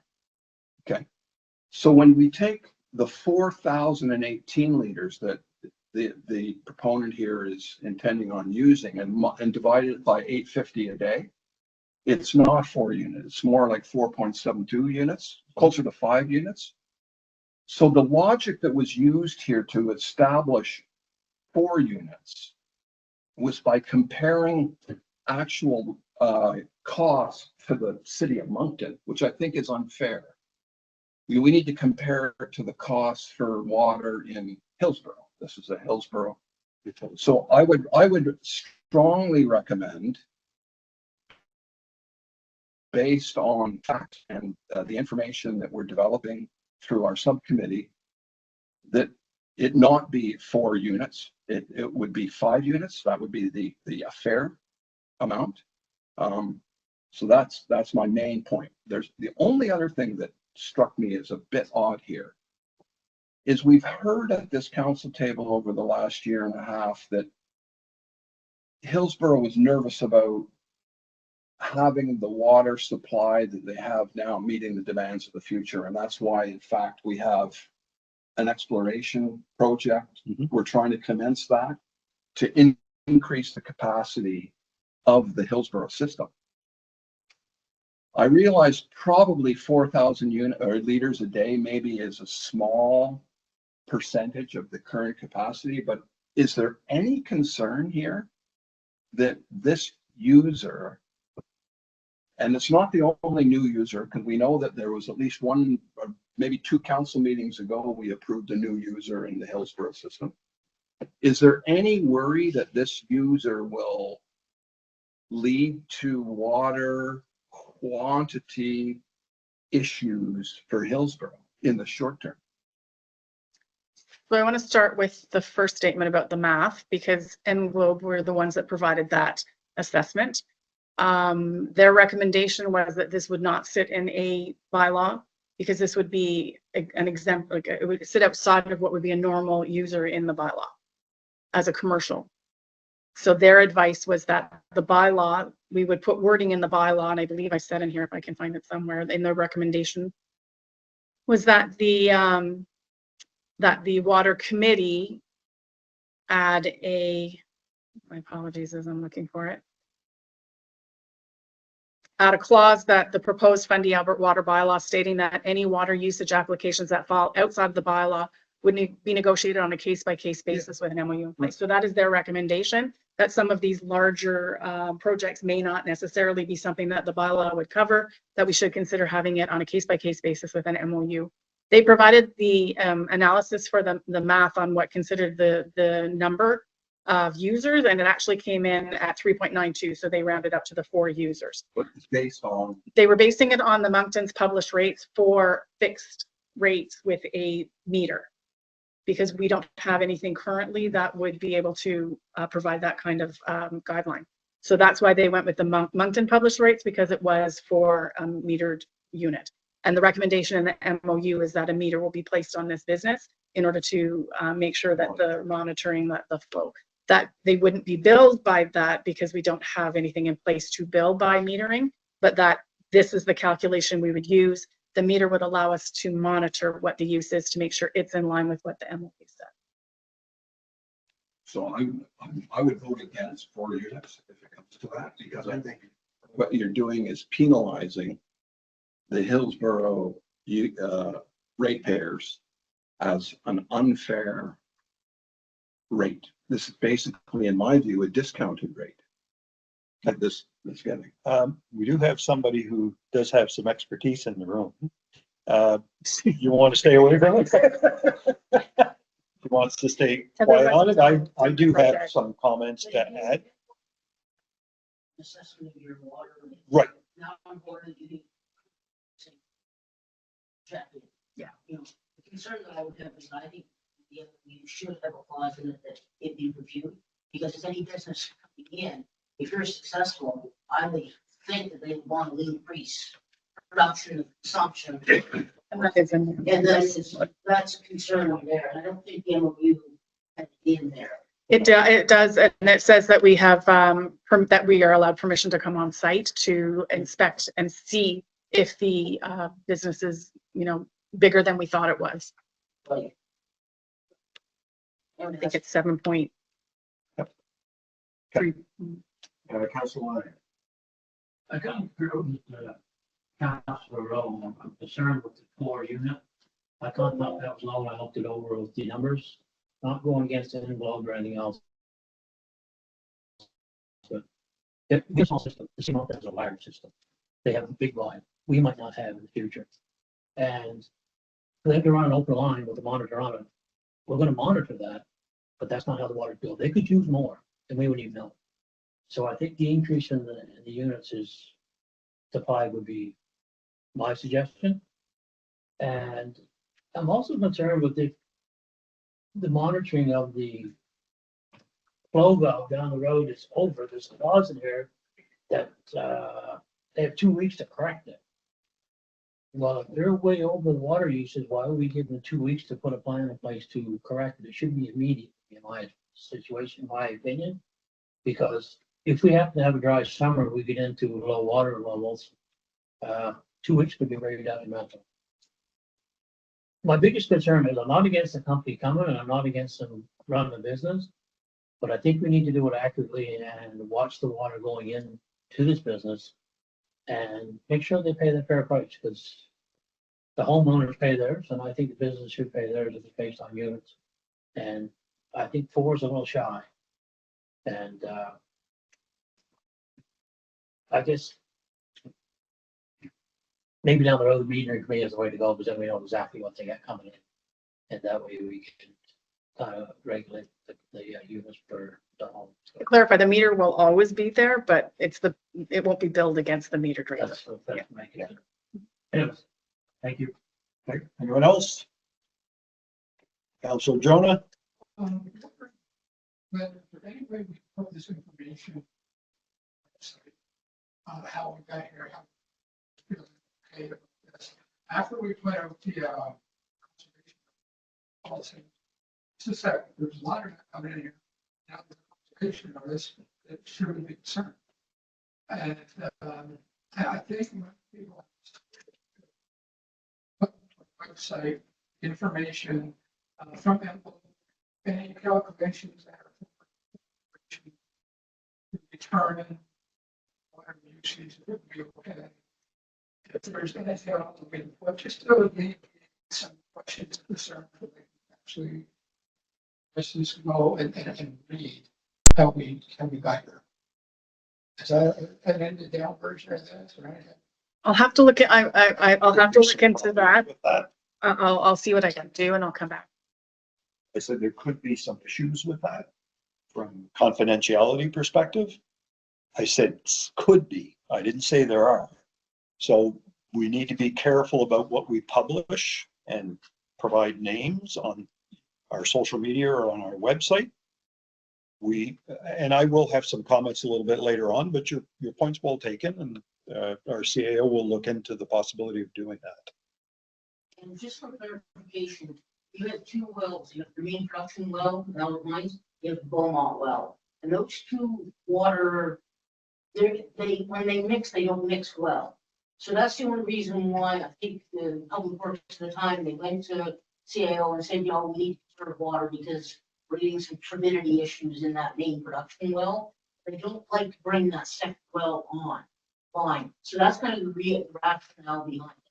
You've got water, you've got 110 gallons a minute on your main production well, 50 gallons a minute on your Beaumont well. So that's, you know, it's a good source. We just need more of it if we're going to develop and grow. Right. Thank you. Councillor Elderkin? Yeah, just one question about, so I understand that you're in there based on the memorandum agreement, but it's not going to be used for billing. So how do you know, how does the report come with regards to what they're using for water? Do you physically have to go in Public Works and read the meter, or is it generated to automatically? It would have to be read. it would have to be read, and with their permission, I'm assuming. Yes, and there's the clause that Right, I says did that see we're allowed to go into, to read it and monitor. Yeah. Perfect, So thank you. I know, Council Elder, what we priced out for them, to give an idea, is an actual 2-inch flow meter with an external read. So the public works won't have inside the building at all. Okay, So it can be done exterior, and I would advise it be done on a monthly basis, first day of every month, or that falls on a Saturday or Sunday, staff to do that, following Monday, closest to the start of the month. Then you keep record, and you'll have it there and provide it to council. thank you. That may clarifies it as well as simplifies it if you don't have to have our public works go into their business hours. Going into a public building or residential home is not the answer. It is. Thank you. Councilor Ward Russell? Can you just confirm or clarify the numbers that are provided? Are those current usage plans or down the road? That's based on the business plan that was provided by HDMI on what they feel that their business is going to be currently, Current. which is why it's built into the MOU that we would then work with them if there's any expansion of the business, if there's any increased water use, which is why the flow meter is in there so that we can keep it monitored. So it is based on the information that was provided by them on the amount of machines, the type of machine, how much water is used by each Yeah, machine. because I just see the number of loads per day is expected to go from 4 to 32. That's large. So yeah, so your number of 5 users, that could increase, And they are high efficiency machines, and they are, I understand, part of their business plan is to explore ways to reuse some of the water as well. So they are looking to implement some internal processes that would help to conserve water as well. I think you Okay. So from my perspective, I recognize, as Councillor Jonah pointed out, that there are people who are saying, why would we allow a laundromat to establish itself in the community? We need to be mindful that someone sold that building. We had no say as to who bought it. Once they bought it, there was some due diligence on their part to make sure that they could do that aspect of it. They did reach out to the municipality, but then there was no real exchange of information back and forth. And all of a sudden we get notified that they're setting up a laundromat. So I don't know what our options are in terms of saying, well, no, you can't do that. It could get into some legal exposure for the municipality. So that's why our CAO reached out to our engineer. They're the ones that are providing us the advice. I share the same concerns as far as water is concerned, because right now, if we're having the type of summer that we've had, water may not be that big of a concern. But I go back 4 or 5 years ago, and we were quite close to running out of water. And I remember a time when they actually had to truck water up into the reservoir. So, I mean, we're just one season away from a bad year. But I guess it just underscores the importance of moving forward with the new water exploration that we had hoped to get started by now, which is stalled. And we need to get that back on the fast track so that we can correct this problem. I don't know what other options there are, but I am genuinely concerned about this. Okay, that's all I'll say about that. I have one more comment for you though. Sure. That water cut connection is a 3/4 inch service going into that building. They want to. It will be a asphalt cut across the street. And so there's going to be some expense to the municipality. Is that something the municipality is going to put on to the business? Any cost associated with increasing the size of the pipe is being borne by the purchaser, the owner. So water meter, we are paying for the water meter though, because if we want to do this in the future, we want to make sure that we have a consistency with the meters that we're using, rather than allow any of the business owners to get their own and have different ones all over the place. All right. So moving on to the next item, which is item number 4D, which is the Hillsborough Arena. A report was provided in relation to a request to extend the season to begin early and to end late. I'd like to invite the CAO to comment on a recommendation by the service provider and our former director of operations to resist doing that. So the council report started with a, log of when this issue was brought forward and when it was discussed at council and what was kind of being asked throughout the time. We've reviewed all of the expenses and the revenue. We've looked at equipment. We've sought out professional opinions and everything to see what we could to get information about how to extend the operation. So again, it was Black and McDonald provided their input. We've also, thanks to the treasurer, participated in an NV Power audit as part of a bigger project actually, but they came in and kind of identified where some of the strengths and weaknesses were within the arena. We've showed in our report the arena expenses. We do note that there is a debenture of $407,000 on it from upgrades completed in 2019.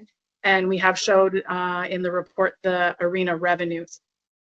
So currently, or I guess last season, the arena was open 7 days a week from 7 a.m. to 11 p.m. with the exception of Wednesdays. So this requires a large amount of employees, 2 full-time and at least 1 part-time, and then some attendance that can help seasonally. Staffing has always kind of been challenging with the shoulder seasons. In order for them to get into the arena early in September, that means that they're not working in the public works other projects that require us things like the last of the landscaping and any projects that were done in the summer, the closing of the swimming pool. April as well as a crossover month, completing off some of those winter projects and getting things kind of wound down and getting ready for the summer season. This year we noticed even in April, lawn care was starting early. The grass started growing early this year. So the recommendation from council at this time is for the 24-25 season to be from October 9th until April 5th, until such time that the arena is equipped to handle the challenges presented in those shoulder seasons, be it staffing or equipment. I should note that the equipment, the recommendation from Black and McDonald was that it really wouldn't kind of meet up. It was kind of an absolutely no advice. The aging equipment can't handle the extra work that would be required for the milder fall and the springs that we now have in the region. And it should be noted that the cost for a new compressor is $37,000. So that's something that's currently not in the budget and may not be for next year as well. So those were the reasons behind the recommendation that came from the administration. So any comments or questions or? Council Land. I agree that the arena is kind of outdated part of its insulation. That was part of the last big renovation, I guess. And when they had it for part, there is no insulation in the walls. That's why it takes so much energy to get the cold out. Put the cold in, take the heat out. Going forward, we need 2 new air changes for sure. Because what is in there is used. They've got some miles on them. They're working, but they're just partial. And if the insulation was put in that building, I do believe the units out of there would work appropriately. That's one of our big losses. Do we have the date that we started last fall? Do you remember exactly what date it was? I was not here. I should have included that in the report. I can't remember myself. Wednesday after Thanksgiving. Is it after Thanksgiving? Okay, yeah. So then we're a week earlier than last year. So not quite the 2 weeks that everybody's hoping for, but a week earlier. And again, they say 3 weeks it takes to get the ice made and ready. So they have to paint the pad and do work to that and create the ice and build it up. So 3 weeks is the ramp up to get to the first day. I understand the April thing because I don't think we've seen the big numbers last year that maybe we got going to be there. Minor hockey is the one that they're done in March. So there's happy rush time bond right there. So, okay, yeah, I'm good. Thank you for it. Anyone else? Councillor Coates, did you have something? Not too much, just Kevin Murphy, and McDonald's, who I think it is.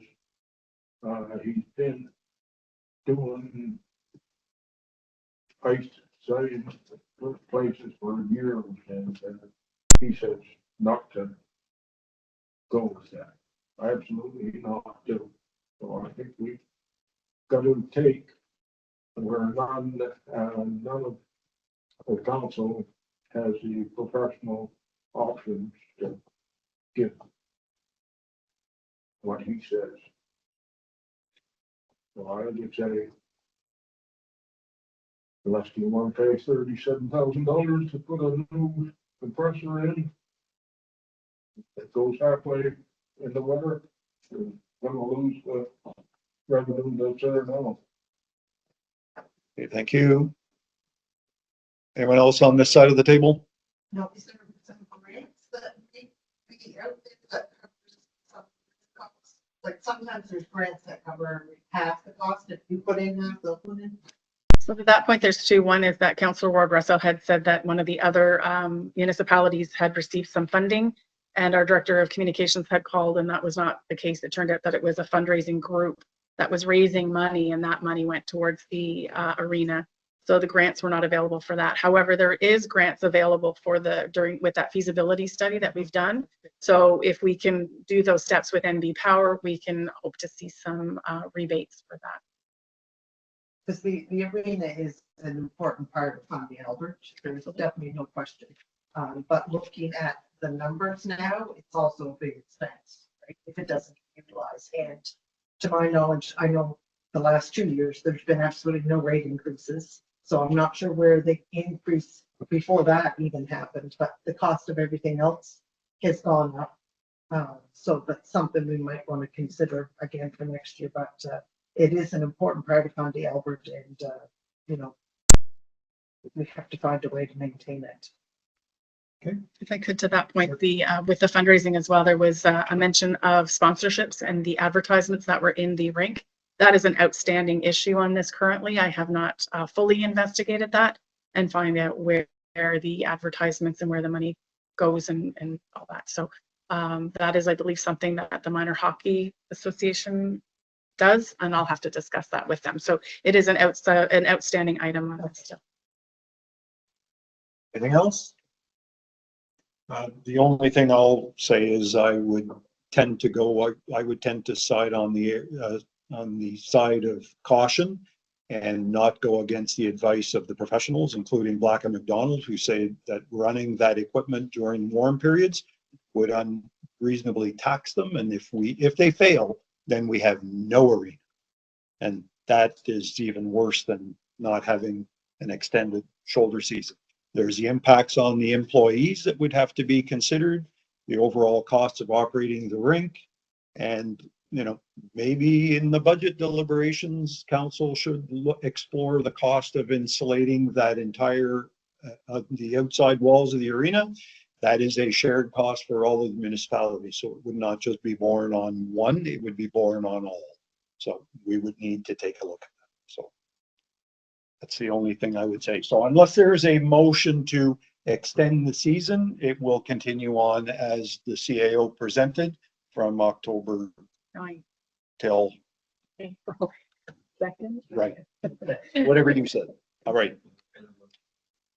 So if there are no other comments about the arena, item number 4E is an invitation to political candidates. So a council report form is circulated recommending that we invite political candidates, provincial political candidates, to present their positions on 5 key UMNB advocacy priorities. They include creating a stronger and more unified provincial municipal partnership, completing a local governance reform by developing a new fiscal framework, collaborating with municipalities to address housing affordability, establishing a distinct urban housing strategy to support growth and address homelessness, and then lastly, conducting a comprehensive provincial policing review. That would require a resolution of council to invite them to attend a special meeting on September 18th, where each of the candidates would be asked to respond to the same questions. A meeting of this nature would need to be held before the provincial election is announced. That's why I'm suggesting September 18th, so that we would have a council motion if there is one to be presented at the next council meeting on September 3rd, I believe, and then send out the invitations and then have them appear before council. If it does not happen prior to the election being called, we cannot invite them. And it would be limited to those 5 key areas. So that's what some of the municipalities are, neighboring municipality in Riverview is doing that. I believe a number of other municipalities are doing it, and the UMNB, of which we are a member, has asked us to do this. So there will be an opportunity to present a motion at the September 3rd meeting. And if it's adopted, then we'll reach out to the political candidates to send them an invitation and ask them what questions to answer. So that was just an information item. Any questions in relation to that? Yes, I Deputy just Mayor. have one question, and really, maybe I need to address it to UMNB, but in the list of 5 priorities, the one that seems to be missing, so in other words, it's 6 that I would have thought would be there, because it seems to be one of our greatest struggles that we have in this municipality as relating to the provincial government, and that's the roads. That there's a partnership, and partnership is sometimes difficult to understand. The Pound Hill is a good example. It's 114, and yet it's costing us a bundle to fix. There's the link to the 0.4115 special levy that happens to all of the former LSD areas. I'm surprised we're not wanting to talk to the candidates about that subject. Is there any? These were the 5 that were identified by. Are we allowed to add? They are saying no. We should limit it to that so that we focus their attention on those 5 key priorities. If you look at the new fiscal framework, part of that new fiscal framework is an investment in infrastructure, which would address that problem. So, Thank you. all right, thank you. Item number 6, Mayor and Councillor statements and inquiries. So we'll start with Councillor Ward Russell, if you would, please. Thank you. Some easy ones. The famous light on Maxter Street, 14 is out again. I'm not sure what's going on, but it's the 3rd time, so it was out. Recently there was a fire in Dakota, so I just want to acknowledge the other departments, which includes Hillsborough and Moncton departments, did come to support review, so appreciate their help as well. We did talk with the play park, building permits. And I guess just at the end, just want to thank Ms. Kell and all the staff. Thank you. We've been thanking Public Works, but all the admin staff needs a huge thank you for their continued support and understanding as we work together and get some of this work done. So thank you. Thank you. Councillor Elderkin. I know I don't have much, just I want to acknowledge that there were some minor things that needed to be addressed in the former Village of Riverside, Albert, that I believe has been corrected. So say thank you, and there's no more publicity. Great, thank you. Councillor Jonah. Thank you. Councillor Coates. I see we had a question from Jillian LeBlanc, group of 14, about the access in a blind L. Did we reply to him, or I know it said he'd sent it to transport NB, PA, or whatever. And I know he'll never probably get a response for that, because I've sent 3 requests now and never got anything. So sorry, refresh my memory, Councillor Coates. Was that at a previous meeting? It was on a speaker? Route 114, social media page. Oh. No? Was it on Fundy Albert? No. Received an email. We received an email? Yeah, we received it. What I saw was on social media. It's close to August. Jillian LeBlanc, good afternoon. My name is Jillian. Okay.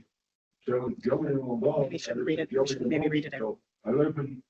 We shouldn't maybe read that out. Yeah. Instead, I'll look through my emails, and Yeah. if it just came through on August 12th, I'll look for it and I will respond accordingly.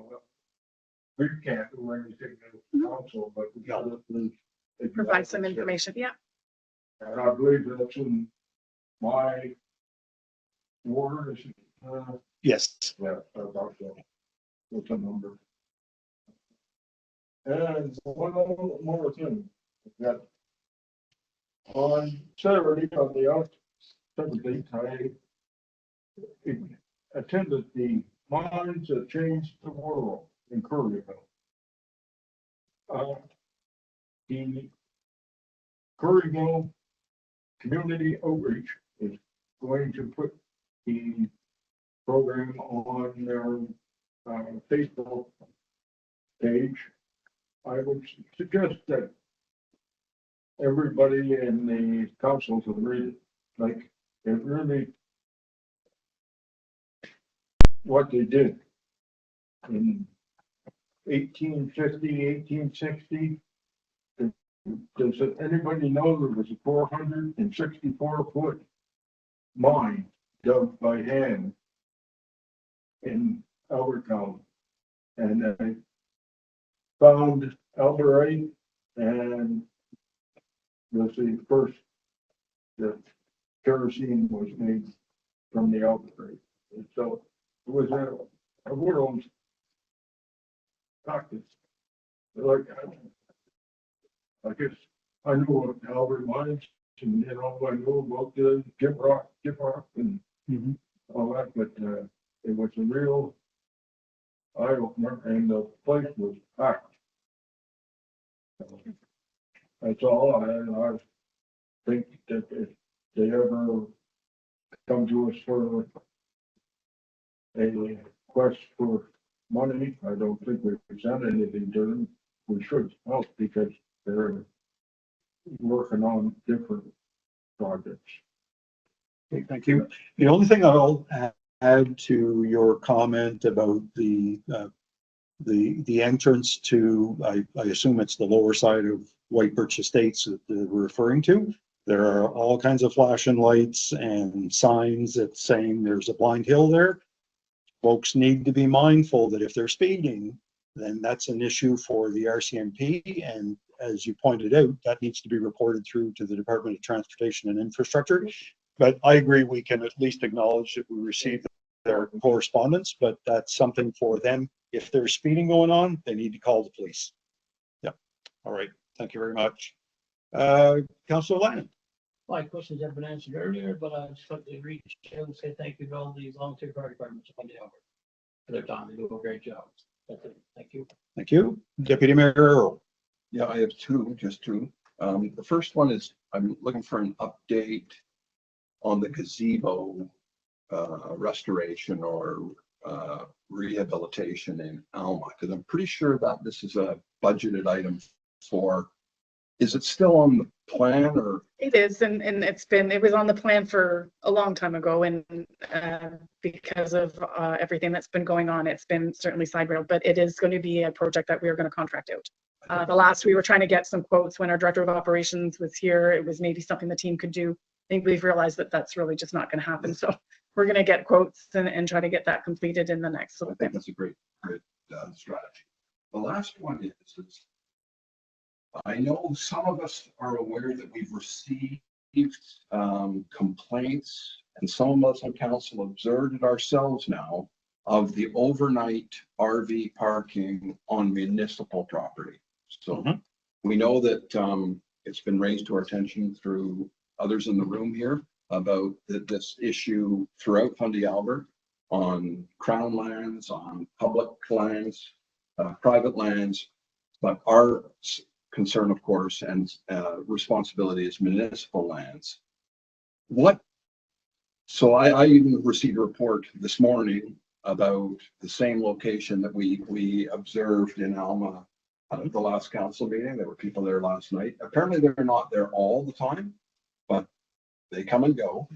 What is our strategy for 2024? So this year do we have one, or? So the only thing, unfortunately, we can do right now is signage. So we did put a new sign up at the top of School Street. And then the sign on the municipal building side of the parking lot seems to be working because they only park on the one behind the cultural center. So we've ordered another sign and put that up. I've reached out to the RCMP, I've reached out to bylaw, and neither one can do anything. The RCMP says it's a bylaw issue.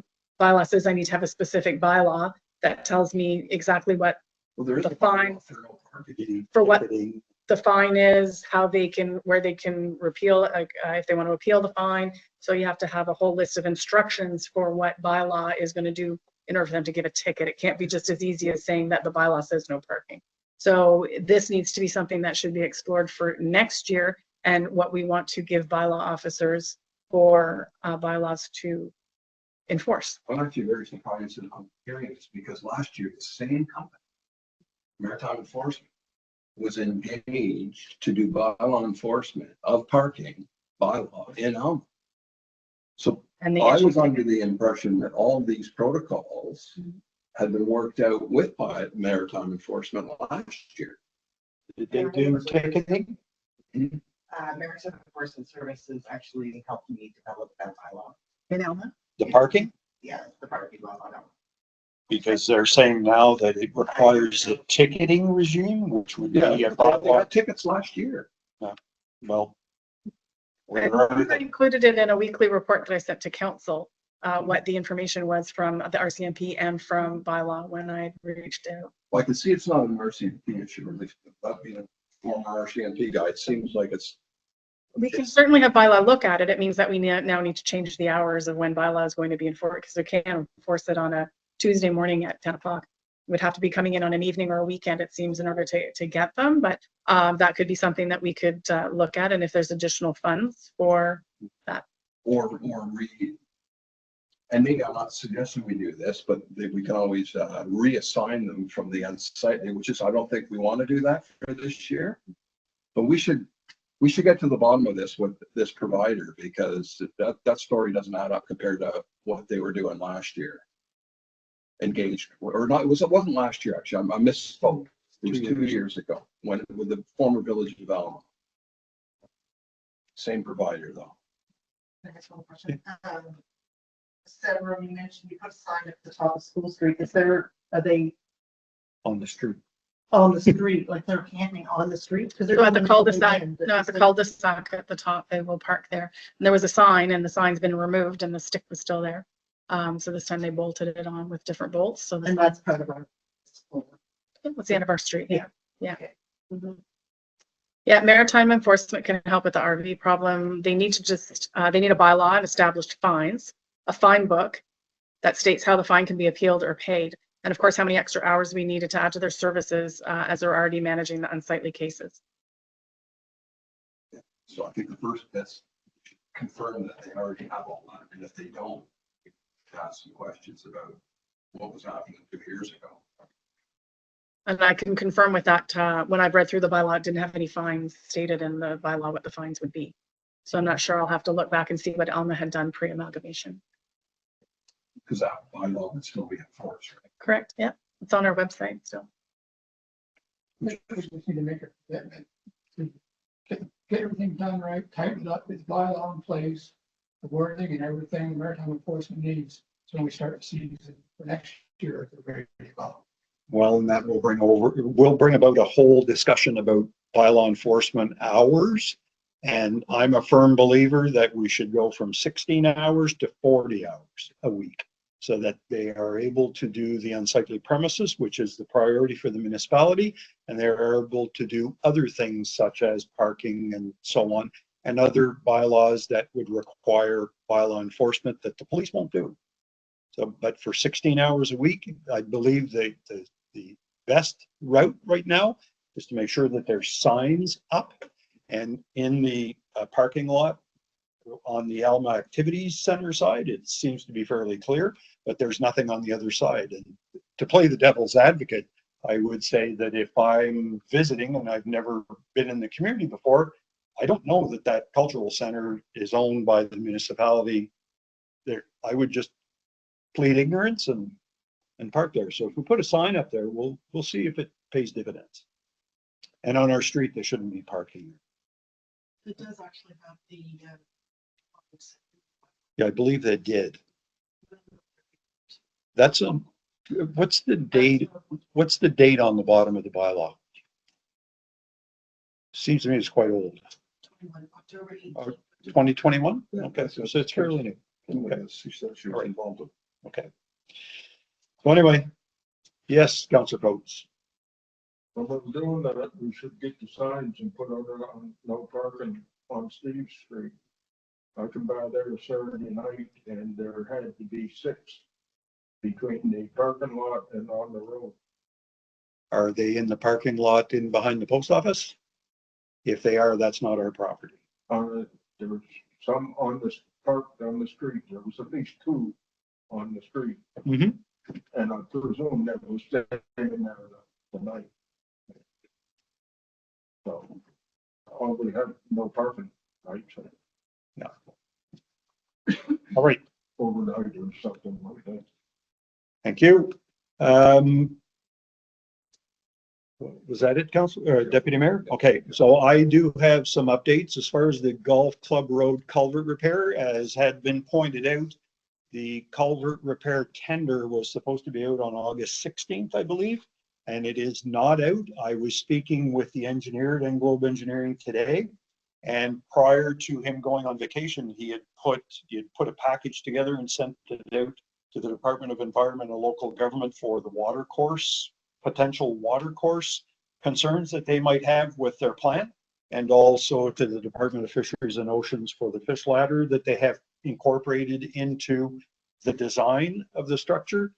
Department of Environment and Local Government confirmed, and he was even checking his emails while he was away, to confirm that they're okay with what they're providing.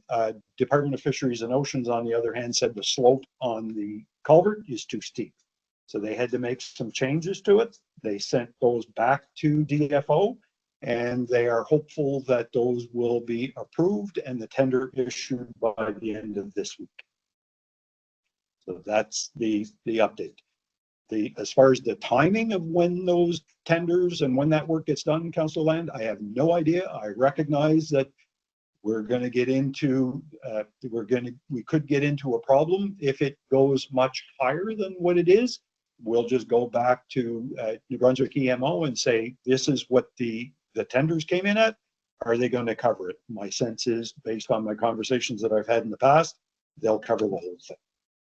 Yes. If I may, Mayor, that tender was 14 days or 28? I have no idea. Because it's so expensive that it would have to follow the New Brunswick Opportunities Network guidelines. So my guess it would be more than 14 days.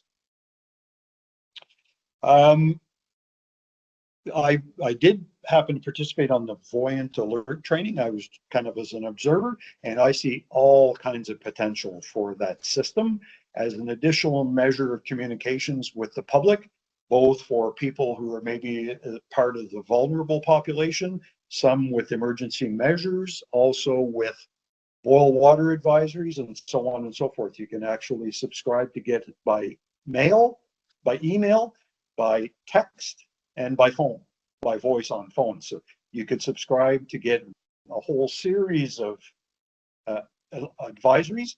And one of the questions was, well, if it's a really important one, such as an emergency, you cannot set your phone to ignore the alert. It comes right through on your phone. If you've got it set to sleep or do not disturb, it will come through, depending on the nature of the alert. It was very good information. I don't plan on having any role to play with that, but I thought I would just listen in and see what it was like, and it was actually quite interesting. DTI with Route 114.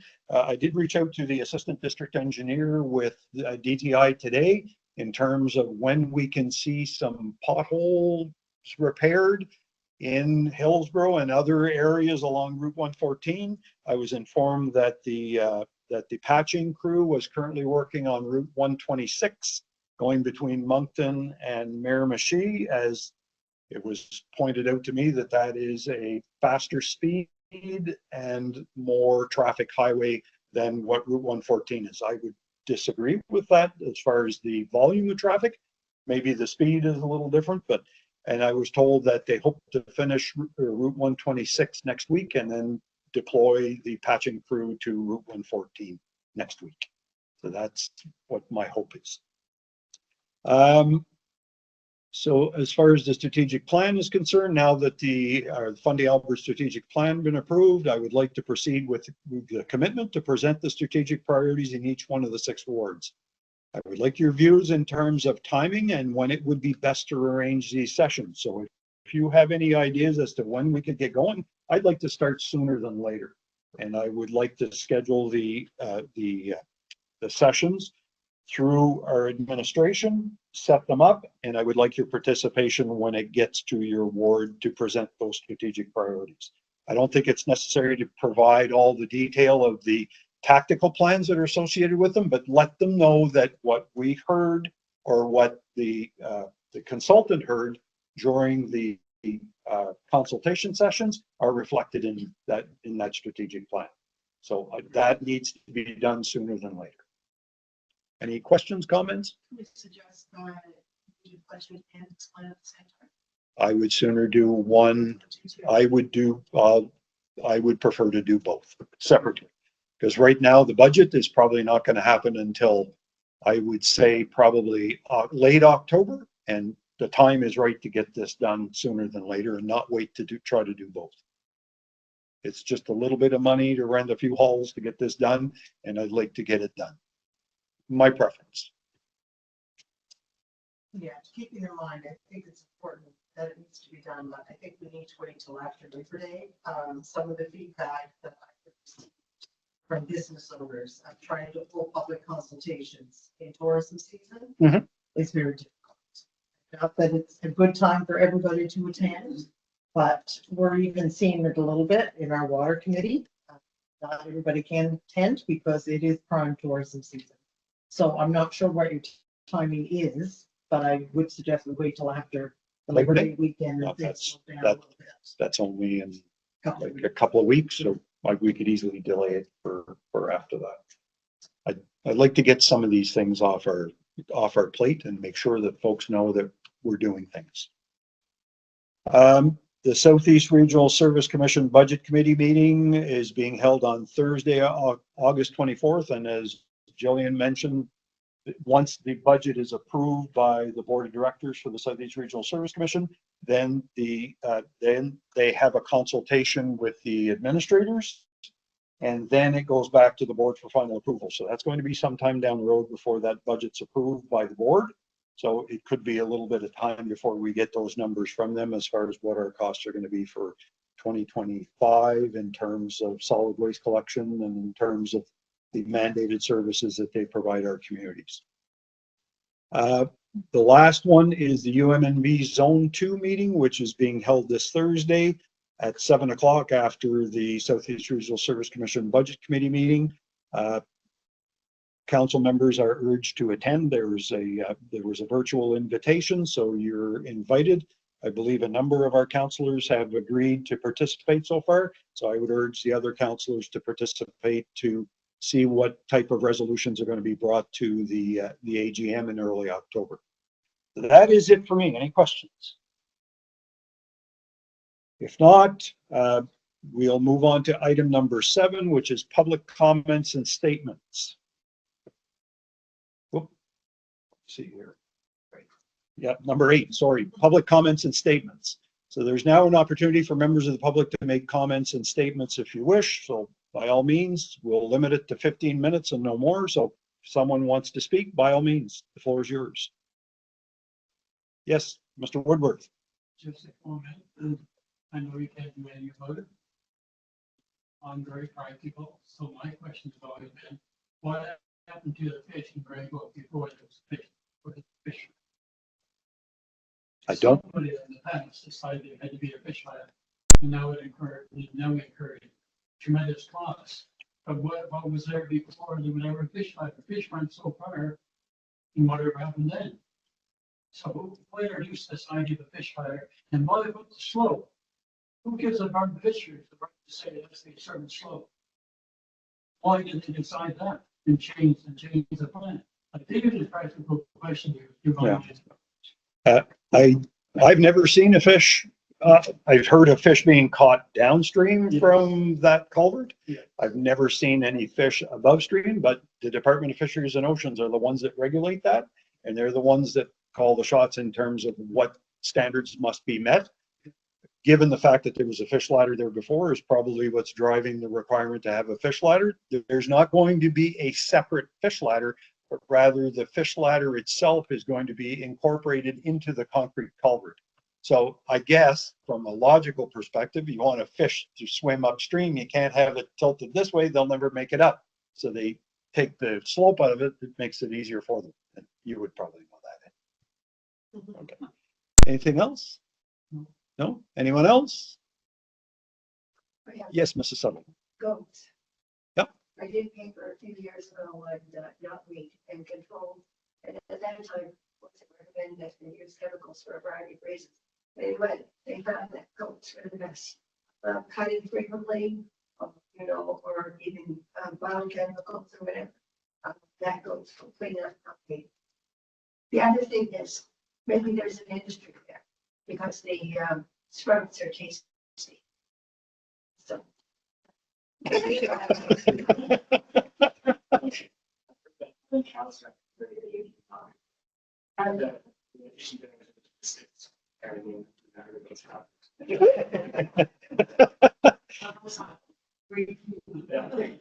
It's interesting, I guess.